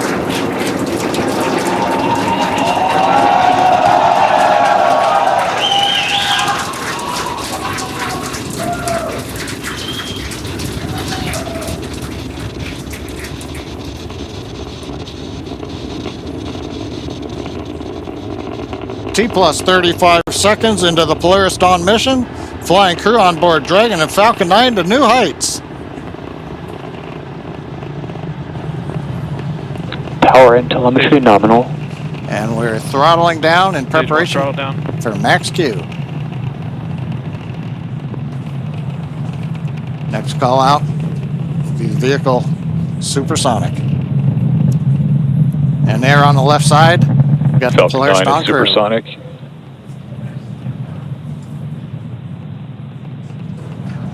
Thumbs up from the pilot on the left side there. Max-Q. We're throttled back up to power. 1 Bravo. And we heard the call out 1 Bravo. Copy, 1 Bravo. That just tells the crew what would happen should they need to initiate anything. But right now, everybody making nominal callouts on Falcon 9.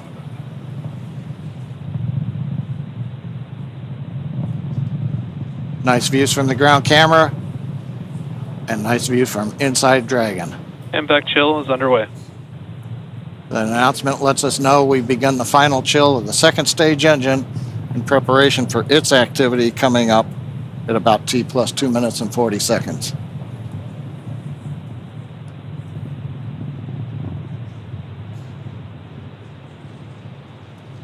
Two minutes into flight. Everything continues to look good. We'll have in half a minute 3 major activities. Shutdown of the 9 Merlin 1D engines. Stage separation. Throttle down. And then ignition of the second stage engine. Throttle down, we're holding a constant acceleration now for the crew, just below 4 Gs. See, we're coming up 70 kilometers.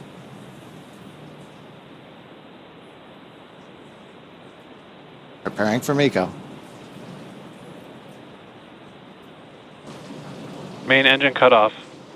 2 Alpha. Stage separation confirmed. Copy, 2 Alpha. And back ignition.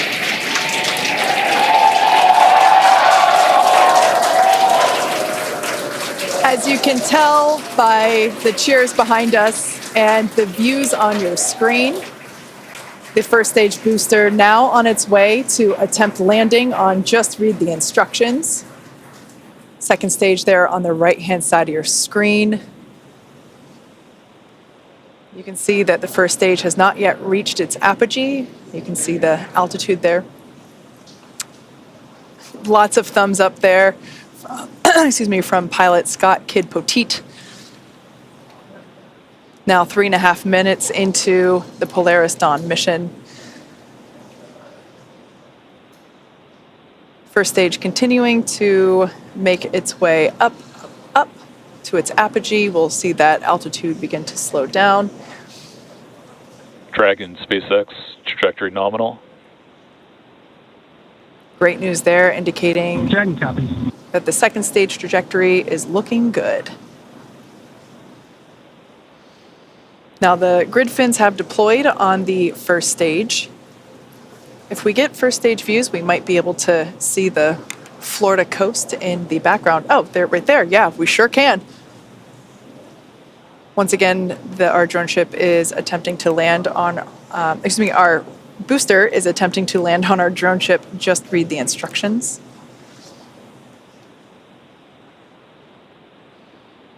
Now, the next event coming up will be the entry burn, taking place around T plus 7.5 minutes. This burn will utilize 3 of the engines on the first stage. That helps to slow the booster down as it re-enters the Earth's atmosphere. Dragon SpaceX, trajectory nominal. Dragon copies. Following the entry burn, we will see the landing burn, and that'll be around T plus 9 minutes. That one will be just a single engine burn, and that will bring the booster down for a soft landing on our drone ship. Around the same time as that, we expect to see Dragon be injected into orbit. Everything continuing to look good for second stage there on the right-hand side of your screen. Beautiful glow with that MVAC engine nozzle.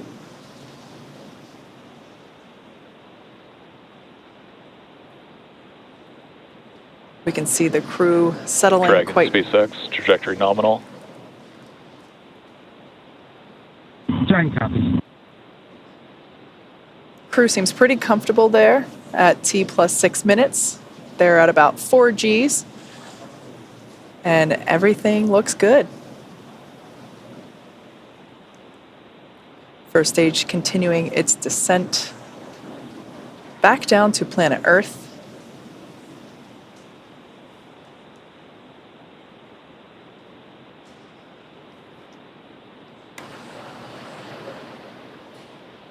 We can see the crew remain with their visors down in the locked position. That'll remain that way until they are in orbit. Everything continuing to look great with the second stage engine burn there, as well as the Dragon SpaceX, trajectory nominal. Dragon copies. We're about 30 seconds away from the first stage entry burn. This is the first of 2 burns that the first stage will perform.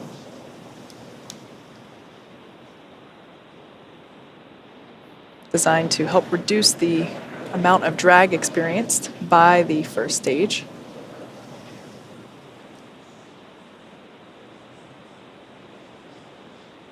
Stage 2 FTSS safed.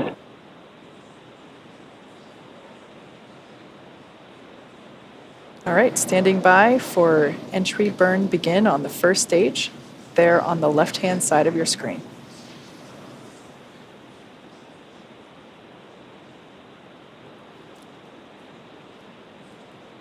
And right on time, you can see on your left-hand screen that the entry burn has begun. There's 3 engines lit on that first stage vehicle.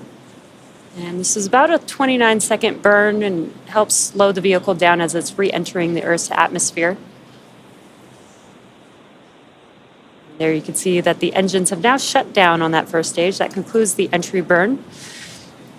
And the cool part about this, with the stage 1 vehicle returning back to Earth, is we get to fully utilize the atmosphere. The atmosphere actually... Stage 2 is in terminal guidance. The atmosphere actually scrubs about 70% of the velocity on the vehicle. So we use that entry burn to help slow the vehicle down. Then we utilize the atmosphere and the drag from the atmosphere to slow the vehicle down. And then we do have 1 single burn for the landing burn. Copy. Shannon. And next up will be SECO 1. And that is second stage engine cutoff 1, and that'll be on the second stage. That MVAC engine on your right-hand screen will shut down and allow the vehicle with Dragon attached to coast. MVAC shut down. And there's that shutdown. And the landing burn on the first stage should be starting up here momentarily. And there it is. Landing burn has begun for... Dragon SpaceX, nominal orbit insertion.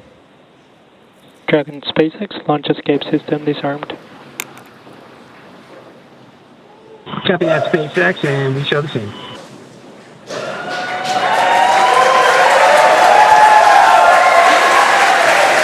And a lot of events happening right there, but you can see that the stage 1 vehicle has touched down. Just read the instructions. A very excited crowd there.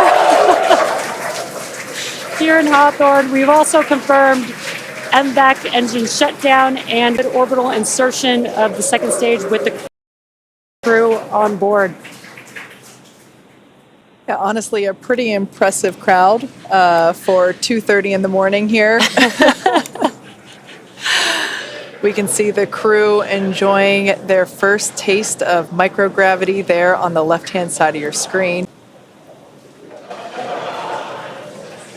Now that the MVAC engine has shut down, they are able to just kind of float free. We might catch a glimpse of the 0G indicator. I can't quite tell if they've... Oh, it looks like it's in the upper right-hand corner. It'll come back into view here.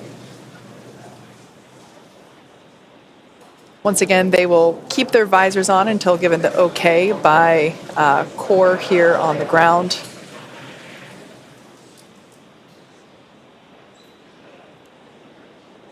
At this point in time, the Dragon and the Dragon trunk remain attached to the second stage. Second stage is basically safing itself in preparation for the separation from the Dragon trunk. Of course, the trunk will remain attached to the Dragon capsule all the way up until the point in which we begin re-entry operations. The trunk is what will help provide power to the Dragon capsule while it is on orbit using its solar arrays.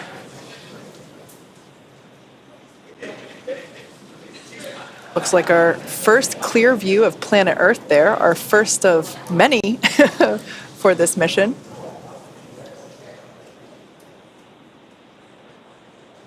And the next event coming up will be the separation of the Dragon from the second stage.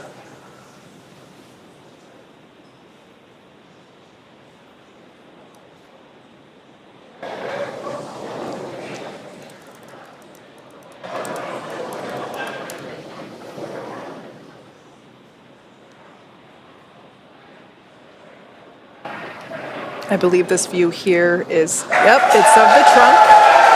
We can see it separating from the second stage. A gorgeous view.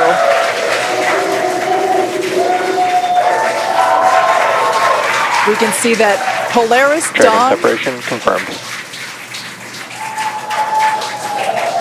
And copy that, SpaceX, you show the team.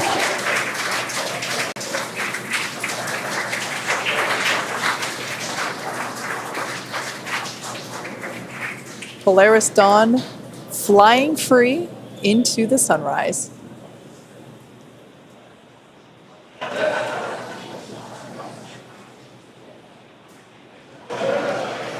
We're now at T plus 13 minutes and 5 seconds into the mission.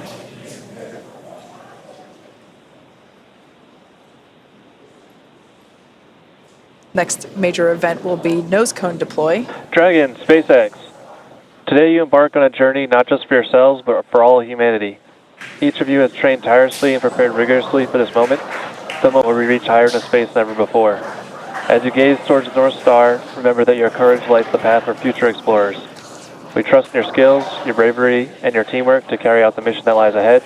Know that the entire team back here is with you every step, watching, supporting, and cheering you on as you walk into space. We are sending you hugs from the ground. Godspeed, Polaris Dawn crew.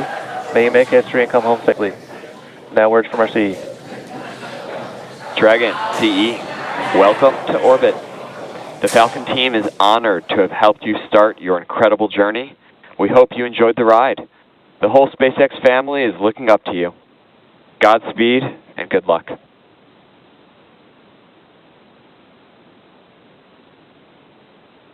LD, CE, message received. We appreciate the kind words. We wouldn't be on this journey without all 14,000 of you back at SpaceX and everyone else cheering us on. We appreciate it, and we're going to get to work now.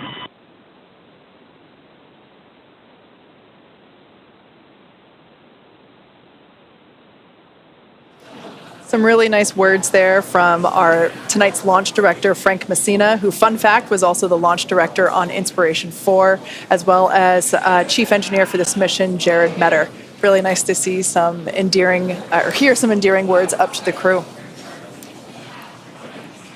Well, and with that, the Polaris Dawn crew, they're now in orbit. T plus 15 minutes, and they are scheduled to spend up to the next 5 days in space.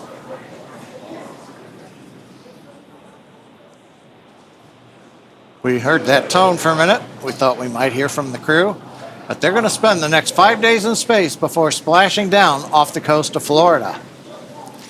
The Polaris Dawn crew is the Polaris Dawn mission is the first mission in the Polaris program that will demonstrate new technologies, conduct extensive research, and ultimately culminate in a flight of SpaceX's Starship with humans on board.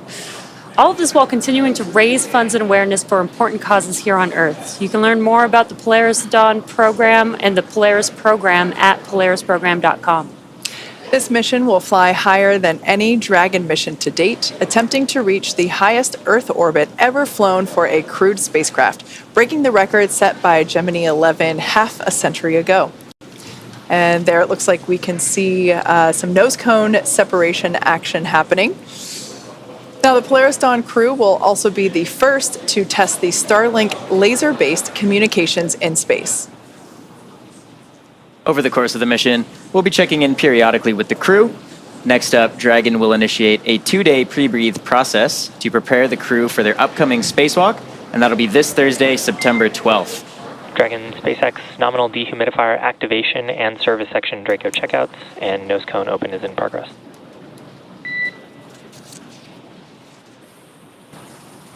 Copy that, SpaceX. We are tracking. And again, that's Thursday, September 12th for that spacewalk, so please be sure to tune in for our live coverage of this historic milestone. And of course, we will also be back to bring you live coverage of Splashdown when the crew returns back to Earth. You can stay on top of any potential live events from the crew by following us on X at SpaceX. And keep tabs on the mission with the Dragon Tracker at SpaceX.com. With that, it's been a great early morning. Thanks for being with us. Thanks for watching, and we'll see you back here soon.